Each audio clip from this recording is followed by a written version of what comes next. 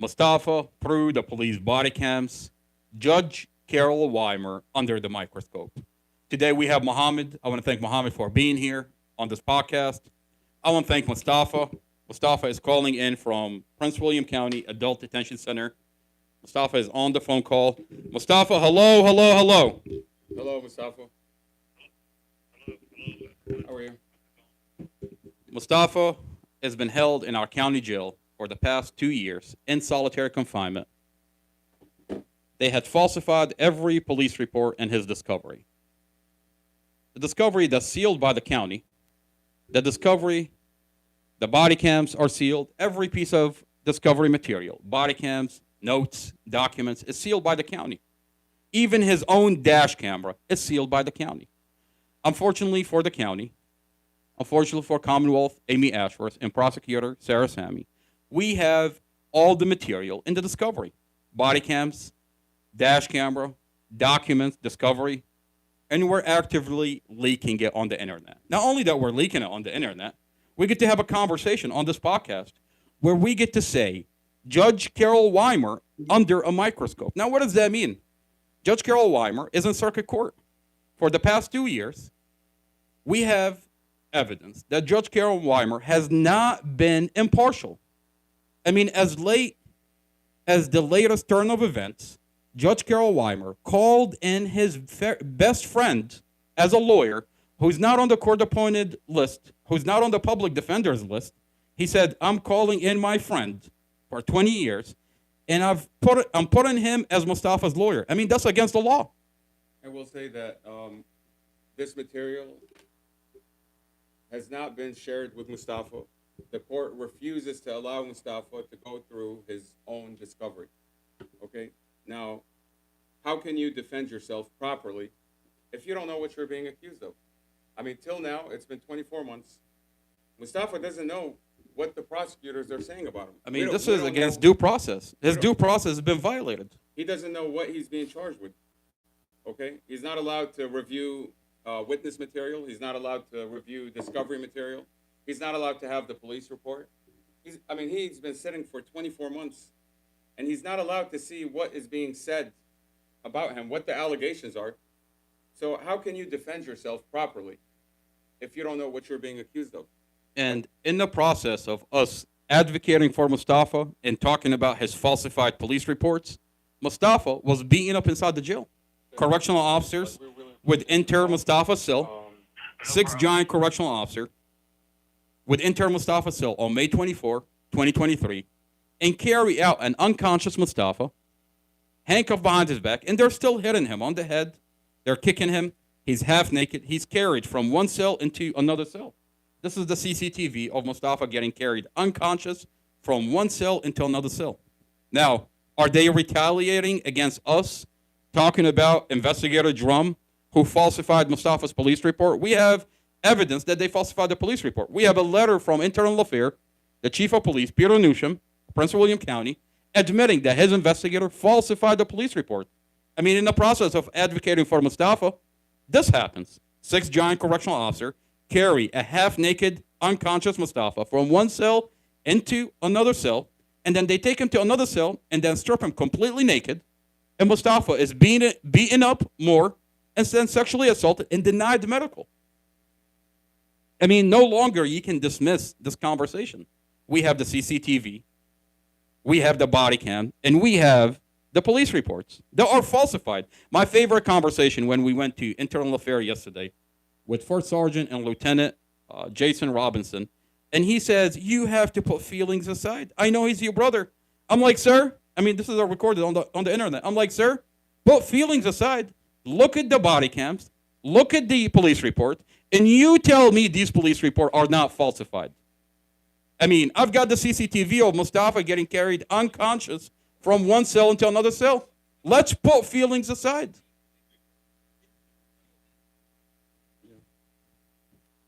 Today, we have a very interesting conversation. We're going to take a deep dive into what the county is using as an expert witness.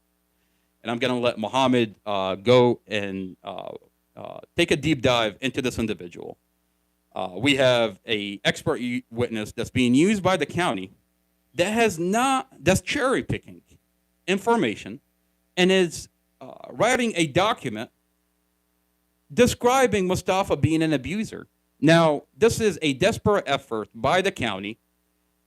When the body cams in Discovery are sealed, they can get away with doing it.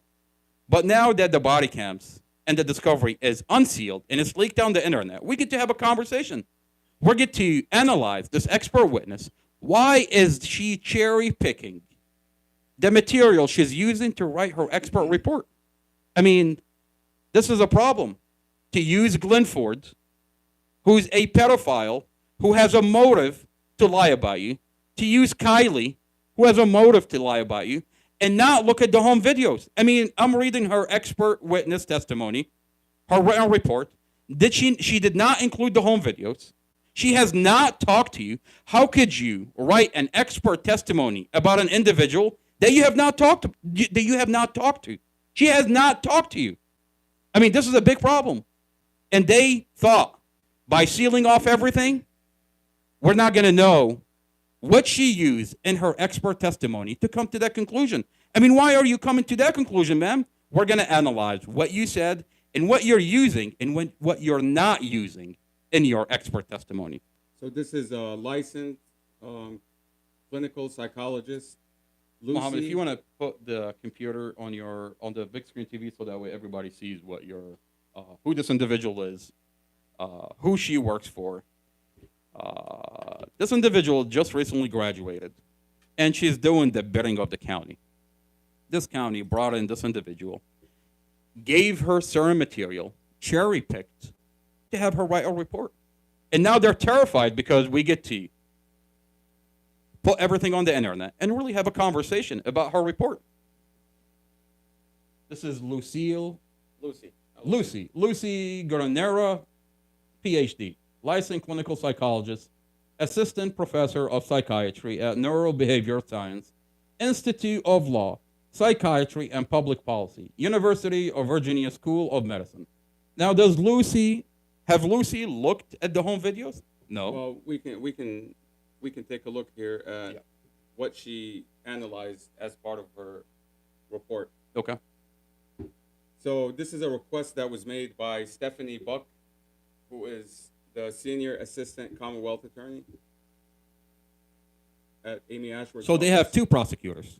Okay. That usually, Stephanie Buck. Usually when you have multiple prosecutors, what they're attempting to do here, when it's all final and done, they can pass on the blame on each other and say, well, I didn't know about this. I didn't do it. I'm not the one prosecutor, Mustafa. You signed off on certain document and certain things. Usually when you have multiple prosecutors in a case, that's the situation. And this is what we see going through the Discovery. There was a couple times where a motion was filed, and it was filed by Stephanie Buck. And not Sarah Sammy. Not Sarah Sammy. And it doesn't have Stephanie Buck's signature. Interesting. And it doesn't have Sarah Sammy's signature So on just it. in case you question that document or that motion, she tells you, well, I didn't do it. It's the other prosecutor. And that specific motion was the one that was claiming that I had purchased a gun, that I bought a rifle in November, that I was, they were insinuating that I was going to come to the courthouse with this big rifle, and I bought 1,000 rounds, and I was going to shoot up. They were trying to get the judge to have me trespass from the courthouse, simply because I'm sitting there taking notes, and they don't like someone taking notes because they don't like anyone to find out what's happening in this courtroom. They want it all done in secret, and when they lie, they hate it when somebody calls them out on it. You know, I'll tell you something that's really interesting. Me and Muhammad were talking about this the other day. And you want to tell me that all these years we've been good, abiding citizens, and now that Mustafa has filed a lawsuit against the police, now that there's a vehicle accident, each one of us is a monster? I mean, all the way down to my 4-year-old niece. The prosecutor said you had bought an AR-15 with 1,000 bullets, and you were insinuating that this aggressive Muhammad is going to show up at one point and shoot up the whole place. I mean, isn't that what she's insinuating? That I, at one point, are manufacturing bombs in the parking lot of the jail. Mind you, I've been protesting barefoot in front of the jail, peacefully protesting, And now all of a sudden I'm manufacturing bombs. I mean, They're saying that mom's going to set fire. mom is going to set fire into the building of the courthouse. I mean, when you have attacks like this on a family, I mean, you can see that they're not just coming after Mustafa. Anyone that stands in the way of Amy Ashworth and investigator Robert Drum, they're going to attack them. So you graduated out of VCU. You went as far as to finish 2 years of medicine. I graduated out of VCU. I went as far to graduate 2 years of medicine. And our family served overseas. We followed in what my dad does, and we did civilian contract overseas. When I came back, I started a company for the Marines, and my small company is dedicated for the Marines that get stuck on base. Now, you want to tell me that we've been good, abiding law citizen, and all of a sudden that you have a county that wants to use a vehicle accident and turn it into a murder, all of a sudden, not only Mustafa is bad, but we're all bad. That he's buying an AR-15, I'm manufacturing bombs. I mean, what are you doing? And you trespass every single one out of my brother's trial. I mean, if I didn't know any better, you're sequestering the jury. My favorite part is they're sequestering the jury, sealing off the body cam, sealing off the discovery, as if you're processing the mob. As if you're, She attempted to have the jury sequestered. She attempted and miserably failed. Because the judge said, the judge is following along their narrative. He's giving them what they want. But I think there's a limit to where the judge thinks and knows that when you go all out against this family, people are going to start questioning it. People are going to start asking questions. And all the way down to my 40-year-old niece. Mustafa, you have 30 seconds. Do me a favor. When the 1 minute is over, call back, and we're going to take a deep dive into this conversation. It is 11:10. This county does not want the attention that it's getting right now. They don't like attention. Okay, I mean, we've seen that with the protests that we were doing. They came out and they redrew an entire parking lot. That is crazy. They redraw a whole parking lot. They've changed the rules to a public parking space. 3 o'clock in the morning. 3 o'clock in the morning, they brought in the county workers and redrew a parking lot. I mean, on a Sunday. On a Sunday. I mean, the community saw something that they could not comprehend. They're like, what is going on? They're redrawn so that way we don't have to protest in front of the jail. I mean, what are you so terrified about? If you did nothing wrong, as a county, if you did nothing wrong, you shouldn't be scared of a family protesting their brother. They don't like it because when you have people like Governor Youngkin, who visits the jail, gives his salary to this jail, when you have visits from delegates, from senators, or people that are in official government positions that want to come and tour this facility, the last thing they want to see is a family that's protesting 7 individuals that lost their lives at this facility. And they're all questionable. I mean, Governor Youngkin donated his first month salary into the jail. In 2023. In 2023.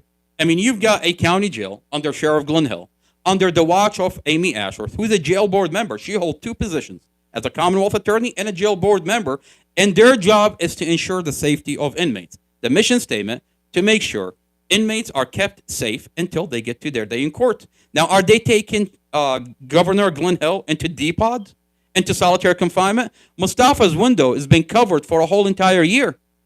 Are they showing Glenn Hill, Governor Youngkin, that Mustafa, an inmate, a pretrial detainee, window covered in solitary confinement? They're not doing that. They're not doing that. But once the video went viral and came out, now they had to remove Mustafa's window. But for a whole year, Mustafa's window is covered. I mean, this jail, this is a county jail that is being controlled. I mean, we've complained to different offices, different parts of government, and everywhere you go, they refer you back to the jail boards. They tell you that this jail is governed by this jail board members, which is the Chief of Police, Peter Newsham, Commonwealth Amy Ashworth, Sheriff Glenn Hill, and Human Rights Commission Raul Torres. These are the members that govern and protect this jail. That's the highest authority to protect our county jail. Well, on their watch, there are 7 inmates that died within the past 5 years. You know, I'll say Amy Ashworth having a seat at that jail board is a huge conflict of interest. I mean, it's the biggest conflict that you can find in government. Now, when you say conflict of interest, what does that mean? Why is the Commonwealth Attorney being on a jail board ensuring the safety of inmates is a conflict of interest? I mean, think about it. The Commonwealth Attorney is bringing charges against these inmates. Okay, she's prosecuting these inmates, and if an inmate has a complaint of abuse, of getting beaten up, or not receiving proper medical, or simply being left in solitary confinement, or any type of abuse, when you file a complaint, when the family members file a complaint, like we did, we are being forced to go back to the jail board every single time. In 5 minutes, So 10 minutes, we're gonna so- go live with everybody. So everybody that complains about this jail is referred back officially to the jail board.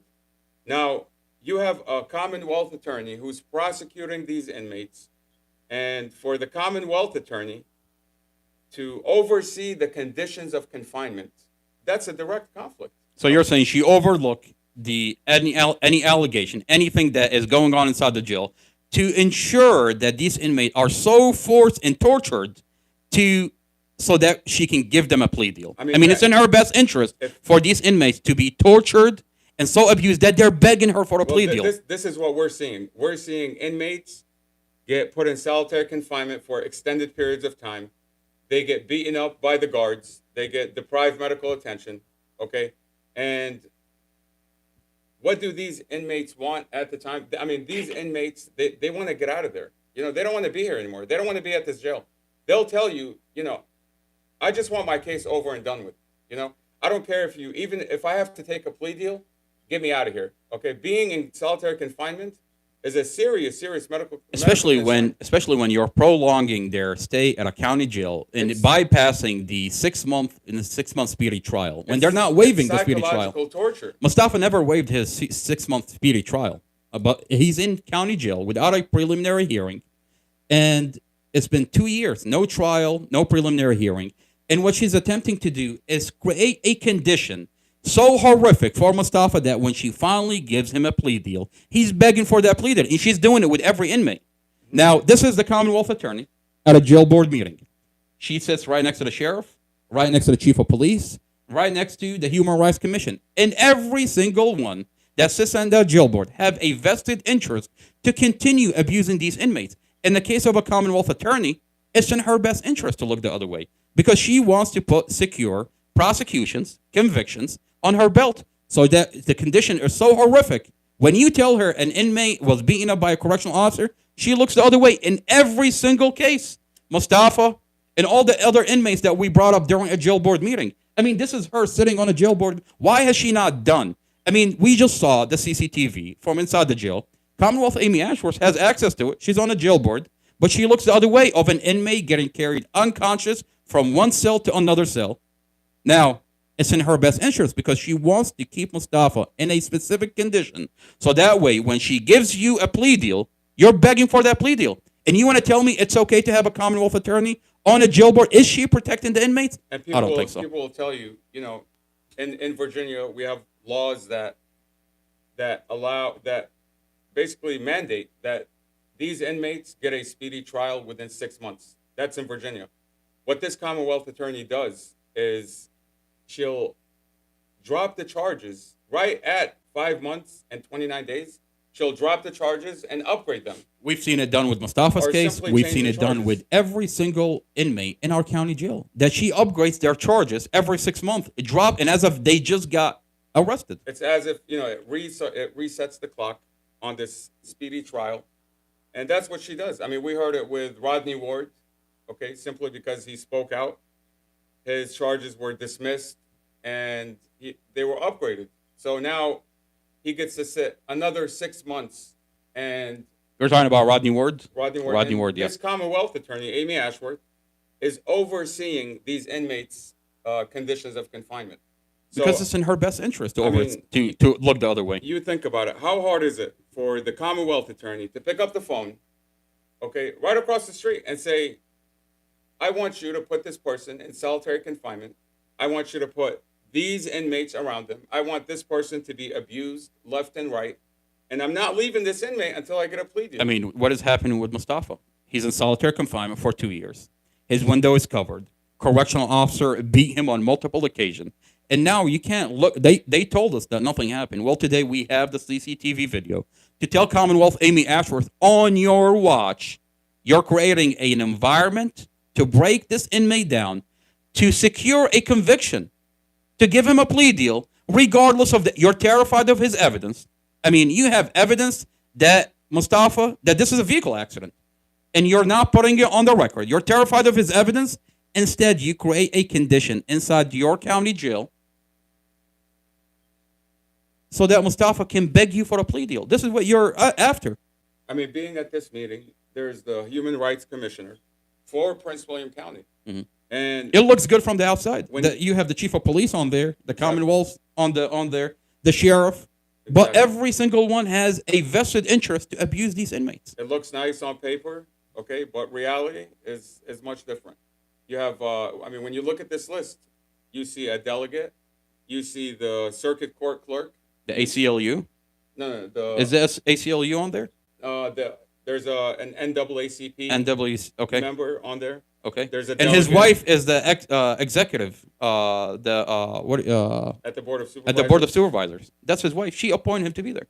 You know, I mean, you have all these people that you are expecting. Reverend Bailey, right? Is that his name? Reverend Bailey. Reverend Bailey. Yeah. I mean, you have all these people that that look good on paper. I mean, you would think that if there is any complaint of abuse, that you'll have the Human Rights Commissioner, you have the Chief of Police, and, you know, the Commonwealth Attorney. These people are supposed to uphold the law. And you would think that a correctional officer sexually assaulting an inmate, it's not going to go well with all these figures on And on instead, the they look the other way. And the minute that you come out and peacefully protest in front of the jail, I mean, I have a video where Sheriff Glenn Hill came out and arrested me. 5 minutes after Commonwealth Attorney looks out the window, waves at me. 5 minutes later, Sheriff Glenn Hill comes out and puts me in handcuffs. Now I have litigation against Sheriff Glenn Hill. I'm taking him to court for violating my First Amendment. I mean, what's a sheriff protecting a Commonwealth Attorney? The minute you say, on your watch, Amy Ashworth, on your watch, no, I want Mustafa to talk.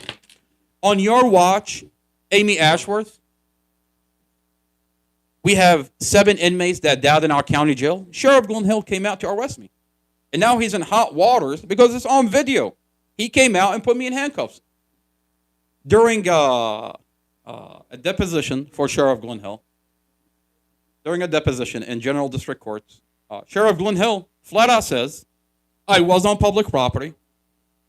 I was peaceful. And he threw his deputy sheriff under the bus, the one that put the handcuffs on me. He said, the Sheriff Glenn Hill said, I had no idea that I was being arrested for disorderly. You're on video giving orders for me to be arrested for disorderly. And you threw a deputy sheriff under the bus in your deposition. Now, you're in hot water, sir, because by the time I'm done with you, I promise you, you're not going to have a badge or a uniform. Today, we have a lot to talk about. What we're going to cover is the expert witness that is being used by the county. And she was hoping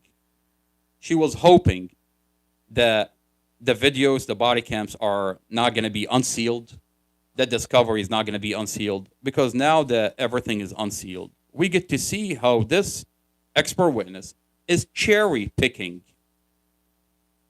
what to use in her expert testimony. Now, is this expert witness aware that Glenn Ford is a pedophile that have solicited, along with Kylie Clapp, the murder of Mustafa? And can we make it look like an accident? On a recorded line, Glenn Ford says that Kylie Clapp, Dorothy's 16-year-old daughter at the time, came up to him and said, can we kill Mustafa and can we make it look like an accident? This expert witness is taking Kylie Clapp testimony, who on a body cam says, I was not there, I didn't see anything, but she sits there and paints Mustafa as an abuser. She says, he abused my mom, he abused the kids, but I didn't see anything. Is this expert witness? This expert witness is taking the testimony of Kylie Clapp, who on a recorded line came up to the other star witness, that jealous ex-boyfriend, Glenn Ford, and said, can we kill Mustafa? And can we make it look like an accident? I mean, how does that make sense? Is this expert witness aware there's Google Nest videos inside the apartment? Did she look? She never looked at the Google Nest. She didn't. She didn't. It's on. I mean, there's a list of things that she went through, and she says that these are the items that you provided me, telling the prosecutor. So the county cherry picks certain material: the Glenn Ford body cam, Kylie Clapp forensic interview, and based on the cherry picking of the county, she's writing her expert testimony. Exactly. I mean, she's listening to. I mean, even if let's say she listened to the interview of the children. I mean, the kids said in their interview that detectives lied to them. In the case of Javen, he said that detectives told him that Mustafa crashed the car, fled the scene, and left his little sister to bleed to death. Okay, that's what Javen says to the forensic psychologist. Mohammed, on that note, I'm going to pull the forensic interview for Jaden when he says that the detective told him. So basically, you have a detective that Jaden said in a forensic interview lied to Jaden. He said Mustafa crashed the vehicle on purpose, ran away from the scene, left your 5-year-old baby sister in the vehicle, and if he hadn't ran away, we could have saved your 5-year-old baby sister. What are you doing weaponizing kids against Mustafa? Did you flat out lied because Mustafa was helicoptered to the hospital? Mustafa was in a coma. He had a major concussion. And the police discharged him from the hospital because his blood has no alcohol. His toxicology report has no alcohol and no drugs. What are you doing lying to Jaden? And if it wasn't for Jaden himself on a forensic interview saying that the police lied to me, I mean, is this professional experts, doctor, listening to what Jaden is saying? This is child abuse. This is child abuse. Child abuse. Okay, you have a child who just lost his mother in an accident. Okay, and rather than help these kids emotionally, psychologically, the police are lying to them. Why are they lying to them? It's to get their ducks in a row before they pull the trigger on Mustafa, and that's what they said. I mean, every interview that Robert Drum has with an individual like Glenn Ford, like this other witness that saw part of the driving before the accident, he tells them that he's getting his ducks in a row before he pulls the trigger on Mustafa. And I have a conversation with Glenn Ford where Investigator Davis, the same one that sat down with Glenn Ford, the jealous ex-boyfriend, he tells him, Glenn Ford, we need you. We got to get our ducks in a row to get him off the street. I mean, Glenn Ford, they deleted his criminal history. This police officer is willing to abuse children, okay? Abuse children just to get them to say something negative about Mustafa. This is child abuse, okay? And if we did not have access to these videos, they would have buried it. Of course, they would have buried it, and all you had would have been a doctor that's saying all these negative things about Mustafa, and you don't know where is she drawing her conclusions from. You know, and I'll also point out that in another interview with Imagine, he says that his mom took him and Empress. They got in the van. She started her van up, and she was getting ready to go when all of a sudden she decided, I'm not going to go by myself. Okay, he said he was acting up in the car, and he feels like because of his actions, his mom decided to turn the car off. That's what he says in the go forensic back into interview. her apartment and wake Mustafa up to take her, because Mustafa was sleeping. Okay, so how can this prosecutor say that it was Mustafa's idea to go, that this is premeditated? I mean, you have the child telling you Mustafa was sleeping. His mom, Dorothy, went into the apartment, woke him up to take her to the cemetery. I have the forensic interview from that conversation. Now, did this psychologist, did she include that in her report? I don't think she did. I think she overlooked everything that supported Mustafa. She simply blocked it out. Okay? She's doing the bidding of this police department. And it's very evident, it's very clear in her reporting. I mean, she's taking statements from Glenn Ford, a jealous ex-boyfriend who admits to the police that he's never met Mustafa. He admitted on the TikTok video that I have the video, by the way. that he's been watching Mustafa. And Mustafa doesn't know him. He says, I know him, but he doesn't know me. I mean, what kind of person is sitting there watching Mustafa? He admits that Kylie came up to him and told him to kill Mustafa. So we already know there's a bad motive there. For him to be screaming all over Facebook the day of the accident, he's online everywhere, on every comment. On the police department's Facebook post, he's saying that Mustafa's on the run. He did it intentionally. He was an abuser. He was this and that. I mean, this is an ex-boyfriend that admits he's never met Mustafa, never interacted with Mustafa. Yet here he is painting this horrible image of Mustafa. And you're telling me that these kids, for the 2 days after April 5th, after the accident, these kids stayed with Glenn Ford for 2 days prior to police making contact with them. Okay, and I think they stayed even longer. And these kids were basically with Glenn Ford being taught this narrative this entire time. And this clinical psychologist simply missed it. She missed all of this information. The kids are left with Glenn Ford, the jealous ex-boyfriend, and the neighbor.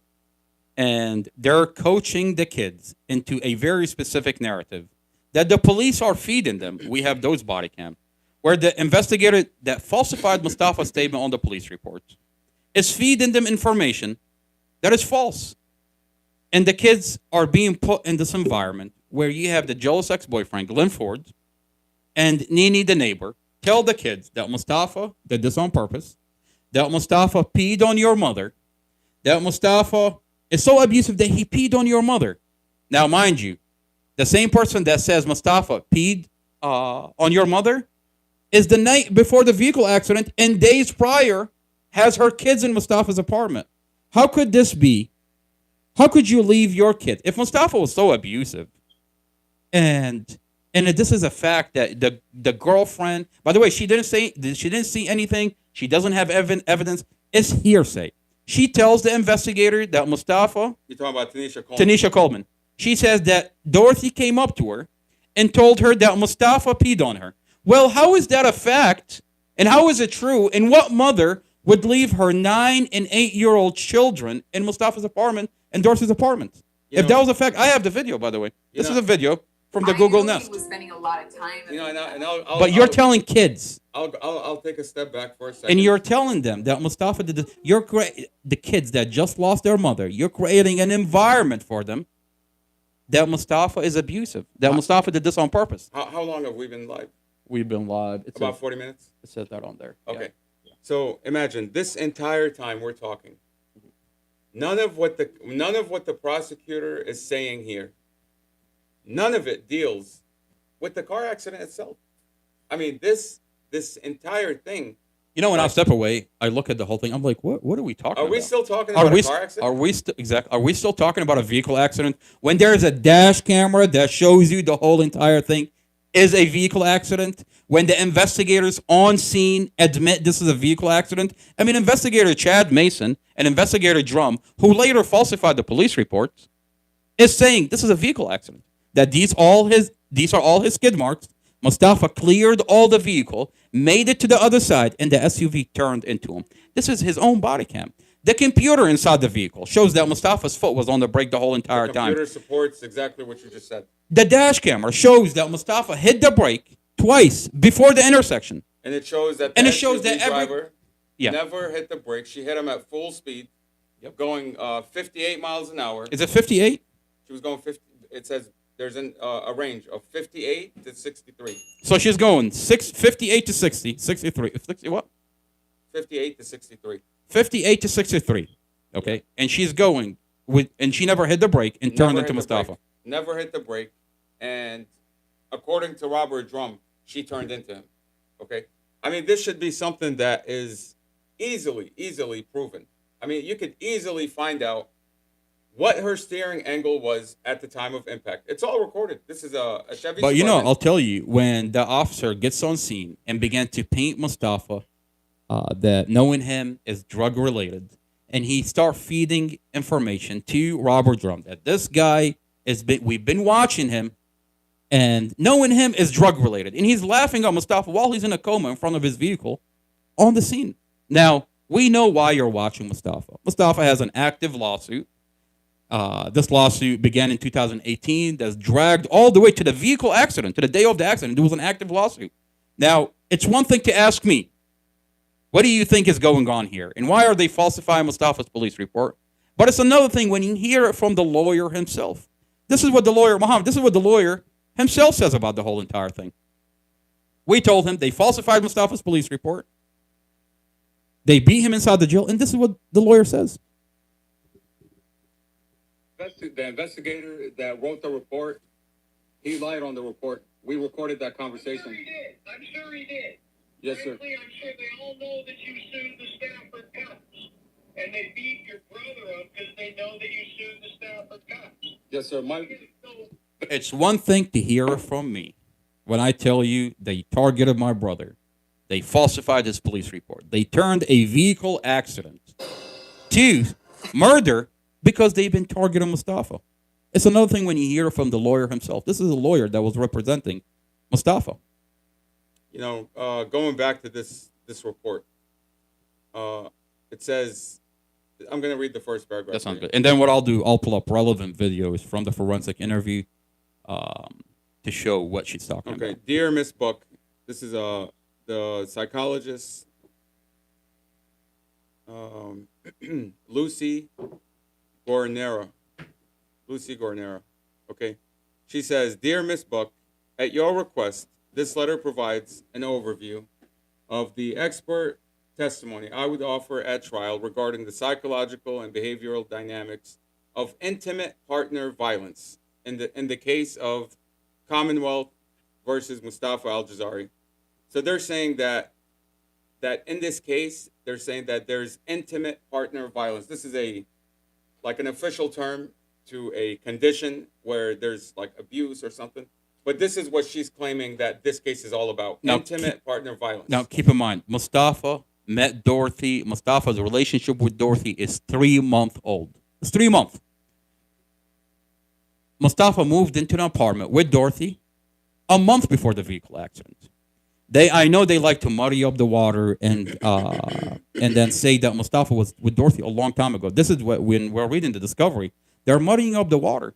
Mustafa met Dorothy 3 months. This is how old the relationship is. I mean, there's no way you can have intimate partner violence with someone you just met.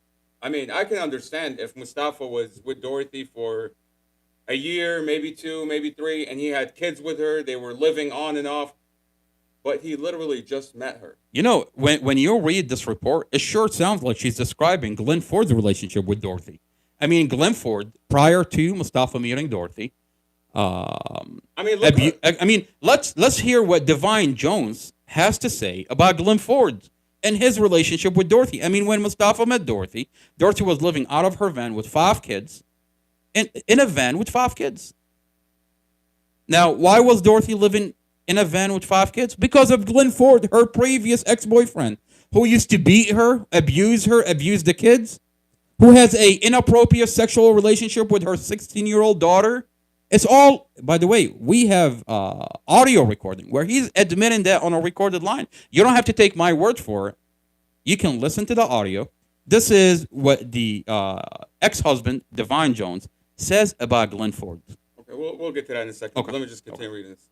Okay, as you know, Mr. Al-Jazari is charged with 2 counts of first-degree murder, 2 counts of felony murder, 1 count of aggravated malicious wounding, 1 count of attempted malicious wounding, and 1 count of child abuse after he drove a vehicle into oncoming traffic on April 5th, 2023. The resulting crash killed his girlfriend, Dorothy, and her 5-year-old Empress, who were passengers in the car, as well as injuring the driver of another car.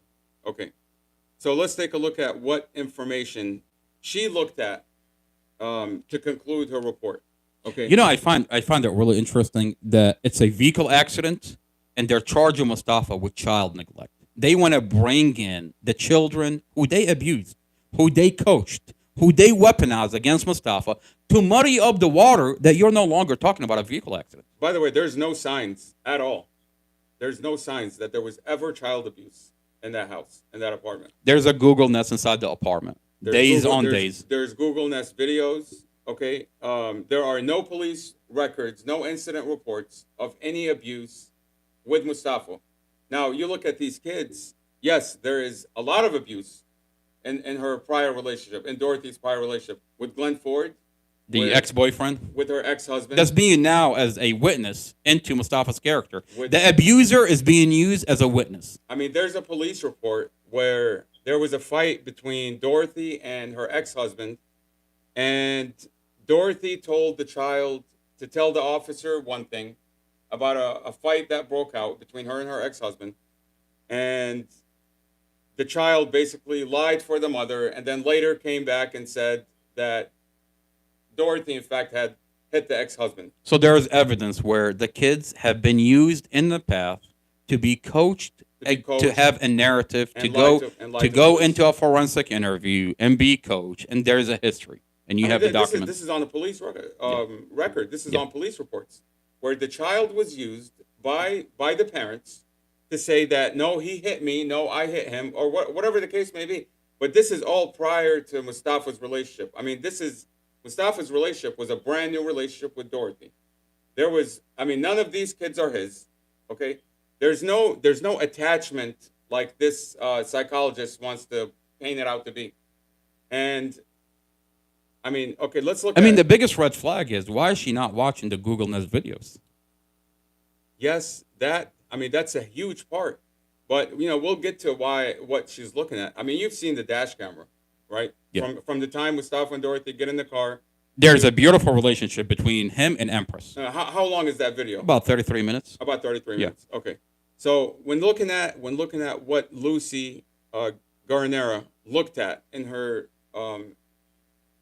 analysis of Mustafa Yeah. and his relationship, she says, in reaching these opinions, I considered both A, the relevant scientific literature on intimate partner violence, and B, the case material you provided, namely the 7 indictments of Mr. Al-Jazari dated October 2nd or July 1st, 2024, a translation of a phone call Mr. Al-Jazari made to his mother from jail on November 18th, 2023, originally in Arabic, videotape forensic interviews with 4 of Ms. Fontaine's surviving children, and let me see what else.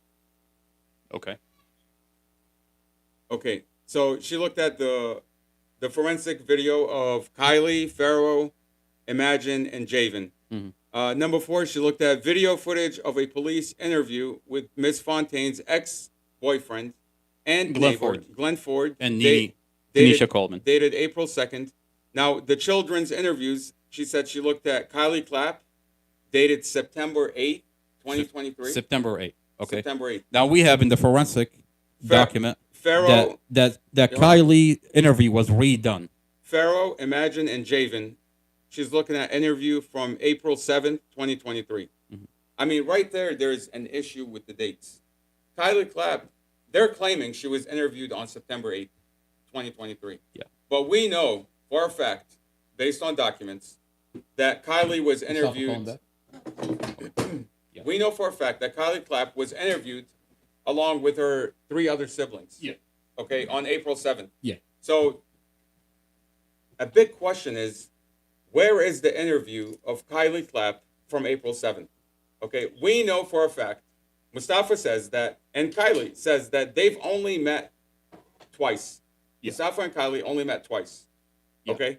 Now, how much information? I mean, this is what Kylie's saying. This In is the what forensic Kylie's interview, she says, I only met Mustafa twice. Okay. Once or twice. Okay, so how much information can you get about Mustafa from meeting him twice? I mean, not really, nothing really, not much. She wasn't living at the apartment. She was living with with her father, Jason Clapp. She wasn't around when Mustafa was around with the kids and Dorothy. She Yeah. was never around. Yeah. I mean, there's a Well, in her forensic interview, she says Mustafa abused my mom, abused the kids, but I never saw anything. there's a CPS. So here, right there, it's hearsay. There's a CPS separation that separates Dorothy from Kylie. Okay, so whenever Mustafa was there, Kylie was never there in that environment. So really, she really doesn't have anything. Just like Glenn Ford, who admits, I've never met the man, I've never interacted with him. You don't really have any information other than hearsay and what you think you know. Yep. Okay. Now, we look at Amy Hodson, who also doesn't know Mustafa.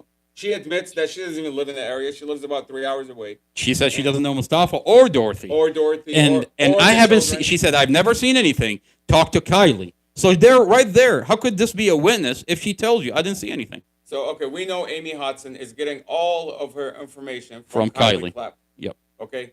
Now, Kylie doesn't know anything because she was never around. Okay, we just established that. Now, let's look at what Lucy Guernera was also looking at.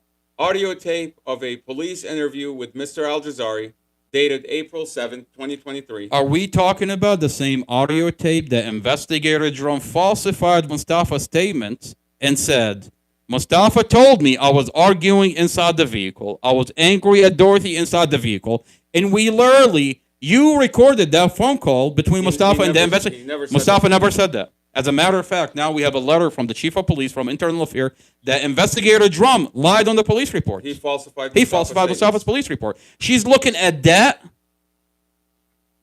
The prosecutor, as late as the latest bond hearing, gets up in court. May and of 2024. What date? May of 2024. And May 3rd. And she says, Your Honor, Mustafa told the investigator Drum that he was arguing with Dorothy, that was angry at Dorothy inside the vehicle. Now, wait a minute. I thought your police department admitted that this investigator issued out a letter admitting that this investigator falsified those statements. What are you doing getting up in front of Judge Carol Weimer and repeating the lies that investigator Drum put on that police report? I mean, the Commonwealth attorney got on the news and said, we were aware of our investigator falsifying the police report. She said we were aware of And we fixed it. Of the mistakes. Of the mistakes. Okay, so right there you're admitting your officer made a mistake. We don't think it's a mistake, okay, because we know that he's out to get him. And I mean, he's coaching the kids. The kids are saying the investigator coached me and said Mustafa's on the run, left my 5-year-old baby sister in the car to die. And if he hadn't run away, she would have still been alive today. That's coaching the kids. That's a lie because Mustafa was helicoptered. Mustafa was in a coma. Okay. You released him from the hospital. Okay, number 6, video footage of a police interview with Miss Fontaine's friend and neighbor, Tanisha Coleman, dated April 6, 2023. So these are the things that Lucy Guernera took into consideration when writing up her report. And now, this is number 7 is the last one, but this is it's a bit odd because she's, you just said that the dash cam is about 33 minutes long. Yeah. She says that she looked at a series of video clips of the dash cam footage from the vehicle Mr. Al-Jazari was driving at the time of the crash. Video only, no audio, dated April 5th, 2023. So, number 1. So you're telling me the prosecutor is chopping up this dash camera, giving it to this expert, and this expert is not even watching the full dash camera? Exactly. They're not even giving her the full dash cam. So she doesn't have context. So what's going on. This Commonwealth attorney, not only did she seal it from the community, the dash camera, she sits in court and screams that Mustafa is guilty, but she seals off this dash camera from the community. She seals it off from the family. She seals it off from Mustafa, and now she's sealing it from the expert who's supposed to write her a report, and this expert is okay with that? And they sealed it from the crash reconstructionist that we hired. That's even crazier. The crash expert that we hired to inspect the vehicle, that the police mechanic admit there's brake failure and transmission failure, that the drive shaft disconnected. How hard is it to send him a 30-minute video? Why is that so hard? I mean, they're scared. They're scared that people are going to watch this dash camera. Literally, on a dash camera, when you watch it, it's a vehicle accident. Take it a step further. How hard is it to just allow the man, this crash reconstructionist, to do his job and inspect the car? You can, and on that body cam, you can see the car is behind him in the background, and he says, I think he says, where is the other vehicle, the Suburban? And it's right there behind him, and they tell him you're not allowed to look at it. That his own defense attorney, Mustafa's defense attorney, not even the prosecutor standing there, The prosecutor standing there, the investigator that falsified the police report, the defense attorney that we found evidence that he's Casey working, Stevens. Casey Stevens, that is working with this investigator to protect his falsified police report, is making a case to the crash reconstructionists to not look at the other vehicle. And that makes sense to you? it's a We've no- got that body cam. It's a no-brainer. You have your lawyer who you paid $55,000 to, okay? You have a crash reconstructionist who's right there on scene at the police impound lot. Mustafa's vehicle is right there. And this lawyer, rather than argue with the prosecutor to allow this expert to examine the vehicle, he says, no, it's okay. He doesn't push back. He basically... They're terrified of what they're going to find in this vehicle. I mean, the police mechanic is already saying brake failure and transmission failure. If you Casey's- inspect the car fully, you're going to write a written report to find out, did someone tamper with the Okay. vehicle? Casey- It was there a mechanical failure? You can Casey- find that out. Casey Stevens does not push back on the police. Your own or- defense or- attorney. Or the prosecutor. Your own defense attorney does not push back on allowing this expert to examine the vehicle, examine the brakes, examine the drive shaft, okay? And if you had a normal lawyer, he would have told the prosecutor right there and then, if you're not going to allow my expert to examine this evidence, which my client has a right to do, okay? As an accused person, you're entitled by law to examine any piece of evidence used in your case. I mean, are we talking about the same defense attorney that assaulted mother He should have for... He should have told the prosecutor, Yeah. if you don't allow my expert to look at this car right now, I'm filing a motion tomorrow to get an order by a judge to examine this car. This That's what he should have defense done. attorney, Casey Stevens, stole over $55,000 from us. We found that there is evidence that he has a relationship with this investigator that falsified the police report. This investigator on body cams are conspiring with the investigator to write Mustafa off as incompetent so he doesn't testify in court. This defense attorney assaulted my mother at one point. It's on video. And the sheriff refused to file criminal charges. I mean, is this the same defense attorney that we're talking to? On body cam, refused to inspect the vehicles. What are you so terrified that you're going to find in these vehicles that you don't want a written report? I mean, we paid $5,000 for an independent expert to look at this vehicle. And the defense attorney is telling him, no. It says one vehicle, not vehicles. Yeah. Oh, my God. I can't believe that. I mean, he's arguing for, it's as if you had a prosecutor there. There was no defense attorney. Mustafa never had a defense attorney in that initial part of his case. No, Mohammed. I have a voicemail from Casey Stevens. Yeah. Where he says, if we're gonna have the vehicle inspected, if I find any other theory that there could have been brake failure, anything to suggest something wrong with the car, I'm getting him out immediately. That's what he said. yeah. I have the I have a voicemail. record. Okay, so, and what does he do? He blocks the expert from examining the car. Not only that, to take it a step further, he actually tells the expert witness to not write a written report. He says, report your findings to me verbally. And I mean, why even have an expert witness if you're not going to write a report? If you're not going to inspect the vehicle? Exactly. I mean, we know there's brake failure. We know it because... I mean, the police mechanic is saying there's brake failure. We know- The police exactly. mechanic is inspecting the vehicle. Exactly. Now, on that note, what I want to really quick play a short portion of an audio of Glenn Ford, the ex-boyfriend, that says, Mustafa doesn't know me. Okay, let's listen to this. He's on social media. I can watch the Okay. and he's asking me if I can watch the kid. And the reason why I think he came home in the first place was to get the kid out of his hair. So he can go and run and be on the run or whatever. He doesn't have any hair. Now he's putting out a narrative that when Mustafa was helicoptered to the hospital, Mustafa was in a coma. When he wakes up from a coma, the police in the hospital ran a toxicology report and they cleared Mustafa. No alcohol, no drugs. Release Mustafa, the police. The first thing that Mustafa is doing is he's checking on the remaining kids. The kids are left in the apartment. A 9-year-old, a 10-year-old, a 14-year-old. He wants to make sure they're good. So we take Mustafa.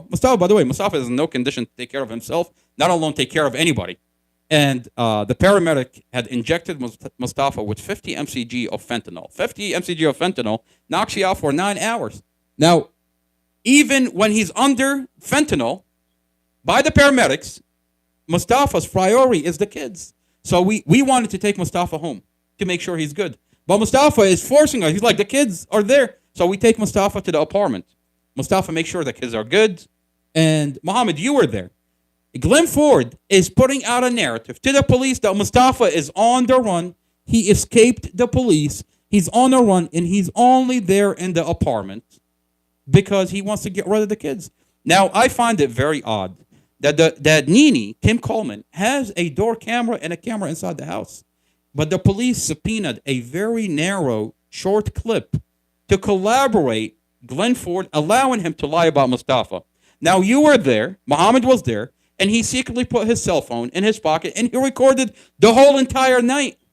That shows all Mustafa wanted to do and does is check and make sure the kids are good. Make sure the kids were okay. But you have this guy lie about the narrative. Glenn Ford, we know he's a liar because he told the police that Mustafa was on the run, that he was just trying to get the kids out of his hair. Because he doesn't know that Mustafa just came back from the hospital. He doesn't know that the kids were not with Mustafa. He assumed that Mustafa had the kids and he was trying to get rid of them. That's how you know he's a liar. You know, what I find interesting is the common denominator between Glenn Ford, Kylie Clapp, Amy Hodgkins, and Nene. They're all saying the same exact thing. They're all saying they the all know same each other. Exact lie. And you can find out that they've collaborated because all of them are saying that Mustafa was just trying to get rid of the kids. The kids were not with him. They were at the apartment. We took Mustafa from the hospital. We could have taken him home.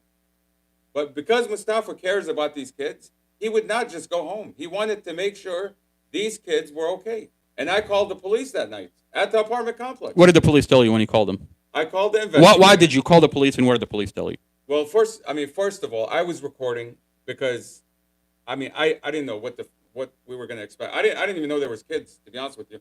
All I know is Mustafa's telling us that there are kids at the apartment. Okay? Whenever you're dealing with kids, minors, whatever the case may be, as a backup, I just put my phone in my pocket and I hit record. Okay? Now, when Mustafa says there's a neighbor that her kids always come over, she's a good friend, we can go to her and see what we have to do. Okay? We go over to the neighbor. And the neighbor is telling Mustafa and myself, she's telling us, don't call the police. Because if you call the police, they're going to separate these kids. CPS is going to separate them if you call the police. Let's see if we can find some family members. Mohammed, this is the video that you recorded that night. Let's see if we can find family members before calling the police to make sure these kids are not separated by CPS. That part is on video where she says don't call the police. But I went out into the parking lot and I called the police. Okay, this is the part. I let them know that there are kids here. Okay, I kind of know that. And the police already knew that Mustafa was coming out of the hospital. And what the officer told me over the phone is, under no circumstance is Mustafa taking those kids home. So you call the police, and the police tell you. I tell them that these kids they're not his kids, and the neighbor says they can stay with her. And I said, I don't know what to do with these kids. What should we do? You're the police. And he says we're still trying to locate next of kin. And then he says, under no circumstance is Mustafa taking those kids home with him. Now okay? this is he a said video. He's not in a condition to have these kids go home with him. Mind you, Mustafa was injected by the paramedic with 50 mcg of fentanyl. 50 mcg of fentanyl knocks you out for 9 hours. So you're under 50 mcg of fentanyl by the paramedic. Your priority is to make sure the kids are good. And the police are telling you, leave the kids. Leave the kids at the apartment. Now, this is a vid where Nene says, leave the kids with me. I'm going to call family. Take care of your brother. No, I'm going to talk to James. Now here, before we dive into the portion of Nene, you see Glenn Ford, the jealous ex-boyfriend, in the background, coaching the kids already. He takes 14-year-old Jaden to the side, and he's already given him his narrative. That was odd, by the way. That was really odd. I'm standing there, and I'm thinking, for somebody who Tanisha called him out. He was in the balcony. She called him out. To me, I'm looking at this person as a stranger, maybe her neighbor. She knows him. But when I saw that he called Javen out to the parking lot to talk to him in private, I mean, I just felt it. I felt something odd, something weird about him taking this boy away from everybody to talk to him in private. You're not related to him. I mean, we You're- find out that Glenn Ford, the jealous ex-boyfriend, goes on the internet, on the police Facebook, on their official page, when they reported on the accident, and he's putting out very specific statements that Mustafa is on the run. He ran away from the police. Mustafa abused Dorothy. Mustafa abused the kids. And he intentionally crashed this vehicle. He was this putting is what out a narrative. He's putting on a narrative. And that's the narrative that he's telling the kids. To paint Mustafa. In I a mean, when negative light. when he took Jaden to the side, is that what he's telling him? I guarantee you that's what he told him. I guarantee you he took Javen and told him this man just killed your mom. That's what he told him. And it's obvious because look at what he was saying online. He was saying Mustafa was abusive, that he was on the run, and that he knew Mustafa and he knew the girl. He knew, like he's saying all these things online. You I'm gonna know, talk to James. unlucky for him, we have a snapshot of those comments. Now, this is Glenn Ford taking 14-year-old Jaden to the side and coaching him and giving him a very specific narrative. Now, that's odd. That's disturbing when you find out that this is the same individual who Kylie Clapp, 16-year-old Kylie Clapp, that doesn't live with Mustafa and Dorothy, is before the vehicle accident had came up to Glenn Ford and had asked him to kill Mustafa and make it look like an accident. So you're telling me that kids are left in your position. You're coaching kids on a specific narrative. And in the past, you've collaborated to kill Mustafa. This is a recording of Glenn Ford admitting this to a private investigator.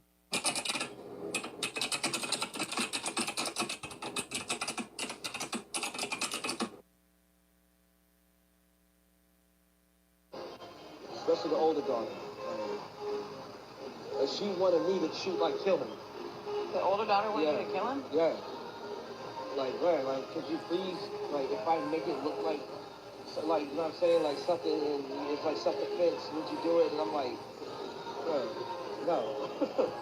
Can we kill Mustafa? So Kylie Clapp is Dorothy's 16-year-old daughter that is at odds with her mom. Does not live with Mustafa. Lives with her dad. Did not live in the apartment. Separated by CPS. Now, this 16-year-old daughter, he's admitting on a recorded line that she came up to him and asked to kill Mustafa. Now, it's odd because in this video, when Mustafa was released from the hospital, Mustafa doesn't even know who Glenn Ford is. That at one point talk to each other, and you can see Well, Glenn Ford says, I'm Bobby.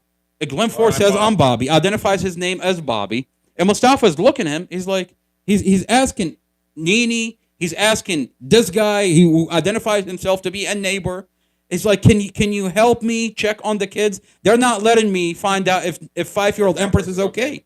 And we have records where they're denying Mustafa from checking on Empress.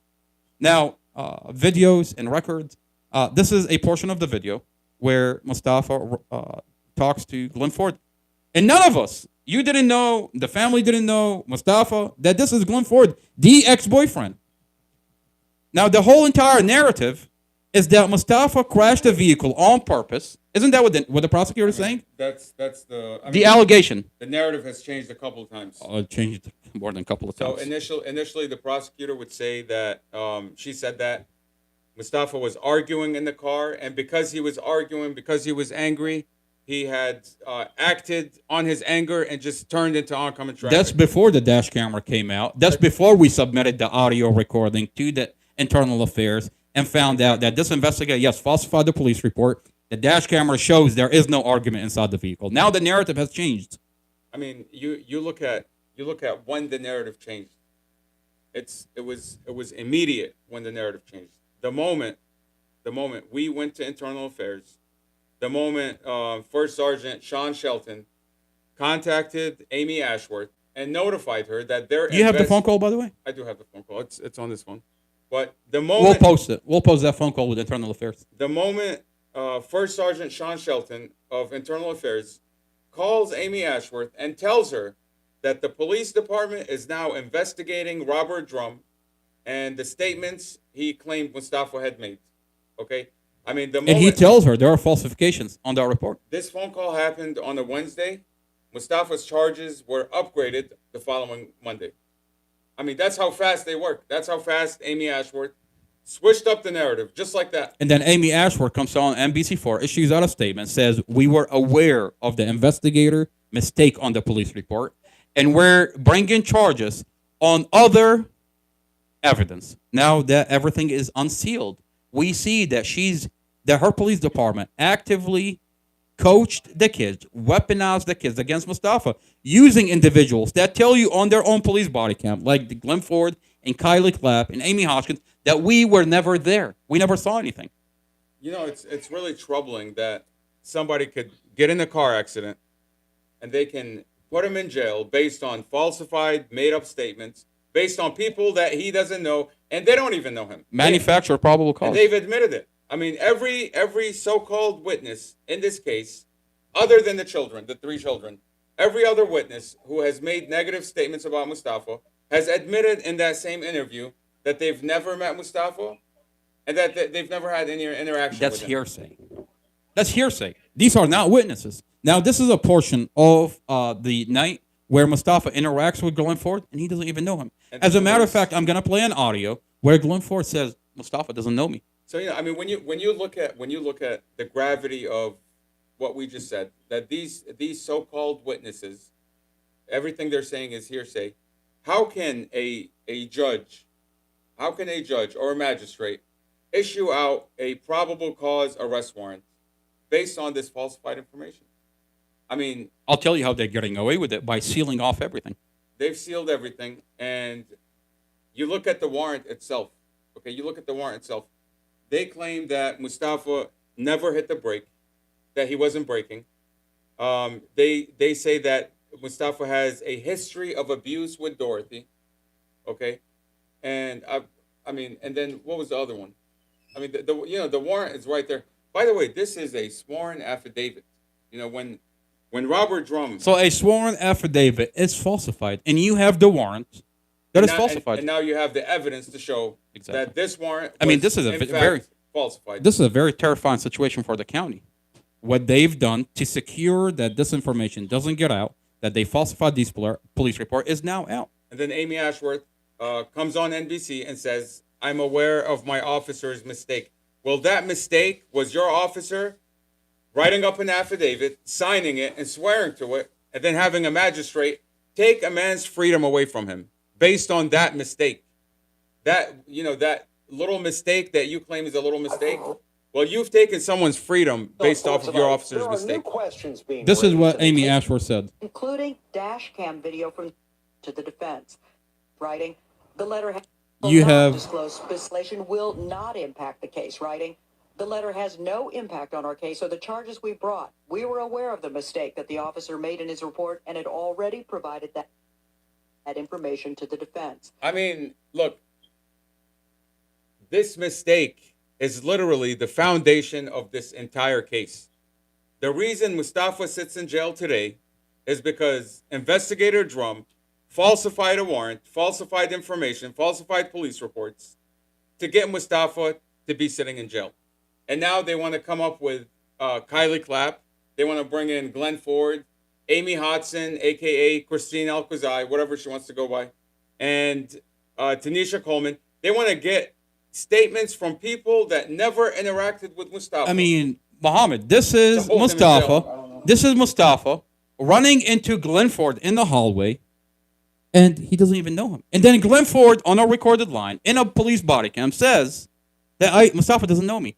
But you have a jealous ex-boyfriend who's on a recorded line, conspired to kill Mustafa in the past. This is their witness? He says that Glenn Ford says that he was texting Dorothy's phone, and he's imagining that Mustafa is texting back because Dorothy texted him like, "Leave us alone, I'm living my life," or something like I that. love my boyfriend. I'm moving forward. I love my boyfriend. Leave me alone. alone. I mean, you know how ridiculous that sounds? That Dorsey's texting you this, and you're saying, no. that's It's not- Mustafa that's texting. Mustafa texting me from her cell phone. How delusional do you have to Well, be? it gets disturbing when the investigator literally sits there and he's listening to this senile person talk like that, And by the and he way- allows him to just go. And then he asks him, he's like, "Do you have any communication with Dorothy says Do you that? have proof? He said, I deleted I it. deleted all of them. Okay. I mean, you deleted I mean, every the conversation. first thing you should have done as an investigator is subpoena Glenn Ford's cell phone, his email, and social media.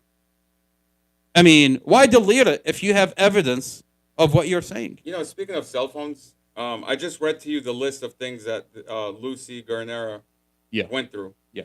And for someone, you know, this is a huge murder case. Yeah. Okay, this is a big case. I mean, you have 7 felony counts on this case, and for the psychologist who's analyzing Mustafa's behavior, his relationship, you know, I find it very odd that the police department took Mustafa's cell phone. They took Dorothy's cell phone. They admit in the discovery that they have a whole data dump of Why not include it in this report? 1 terabyte worth of information between Mustafa and Dorothy. I mean, 1 terabyte. Text messages, videos, photos.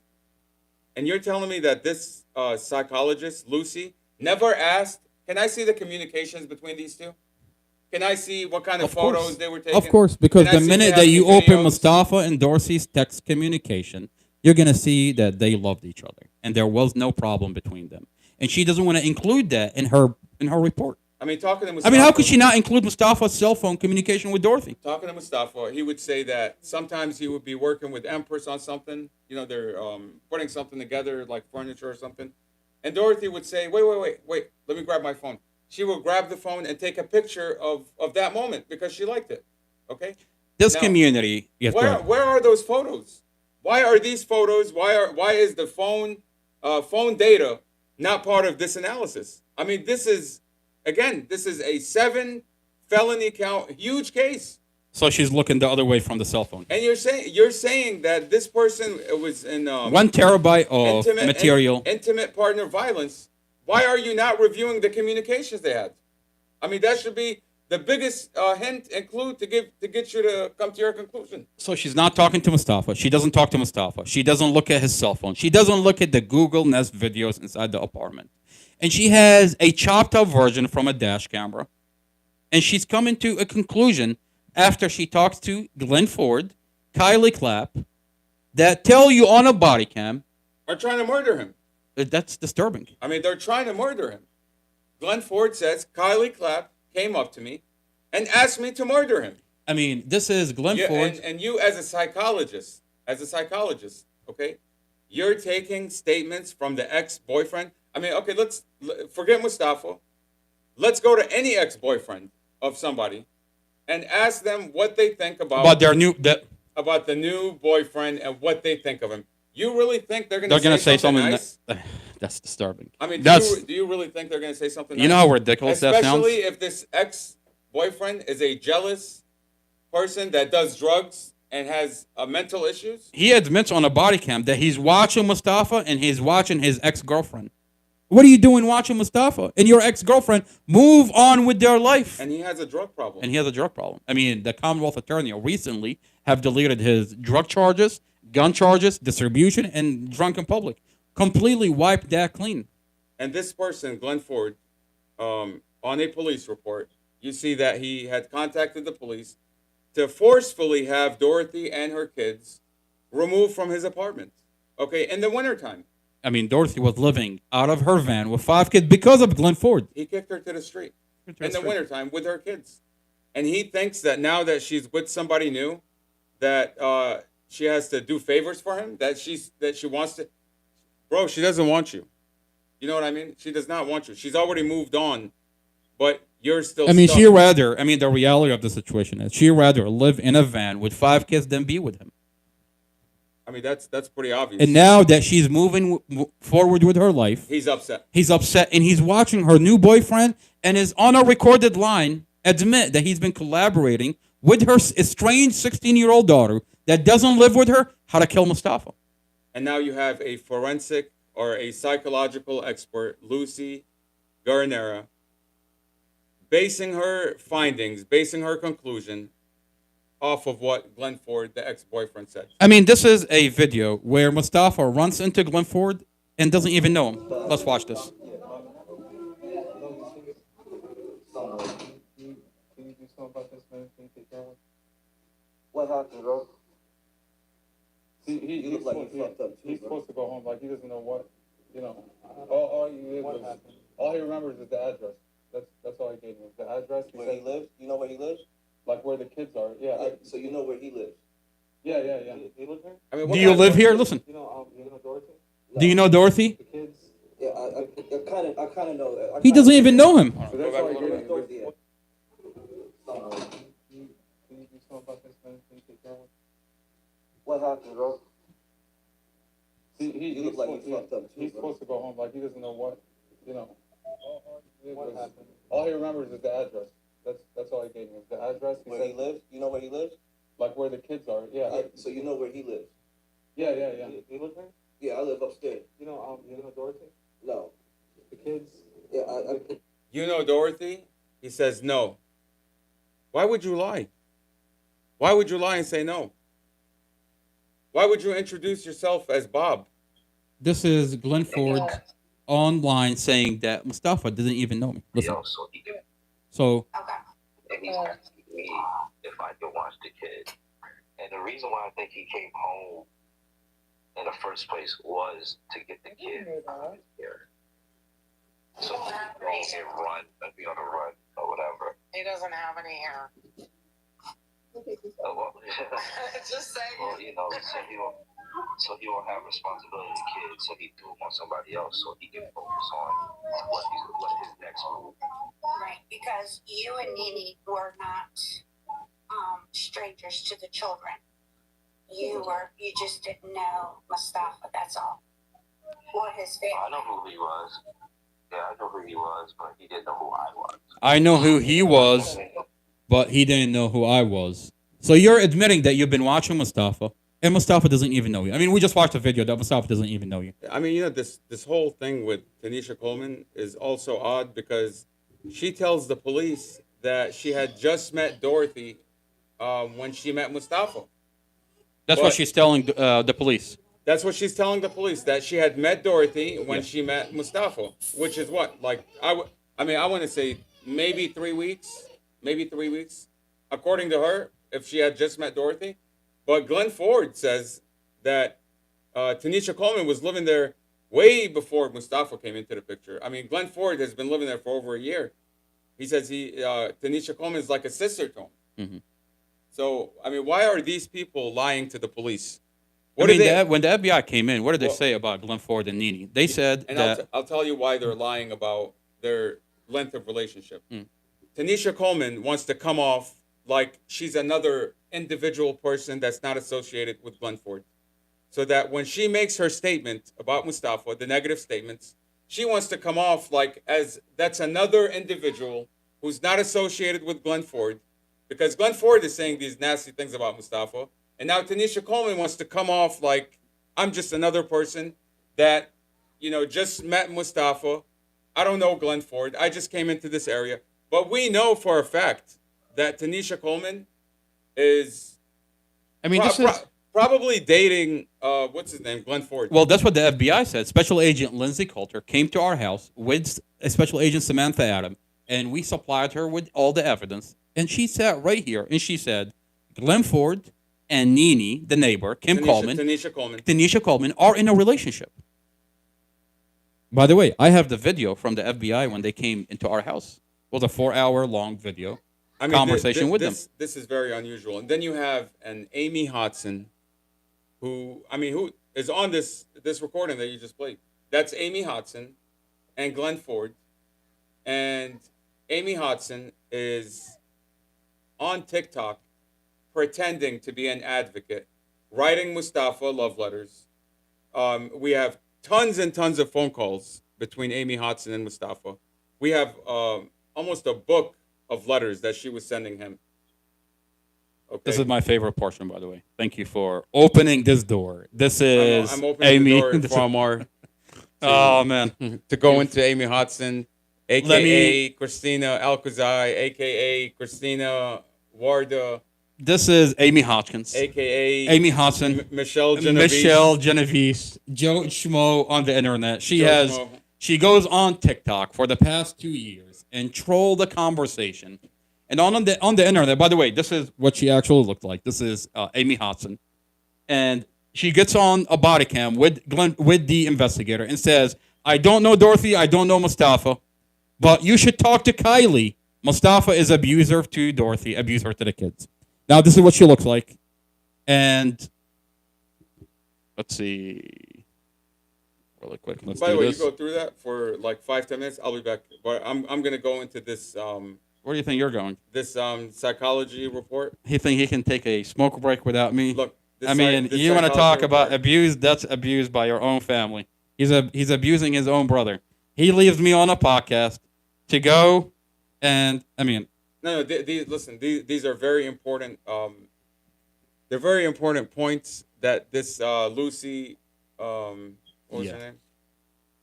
Guarinera, Lucy Guarinera. These are some very important points that she made about her analysis of Mustafa. Yeah. And what she thinks is happening in this relationship. Okay. Yeah. But the things she's describing are Dorothy's past relationship.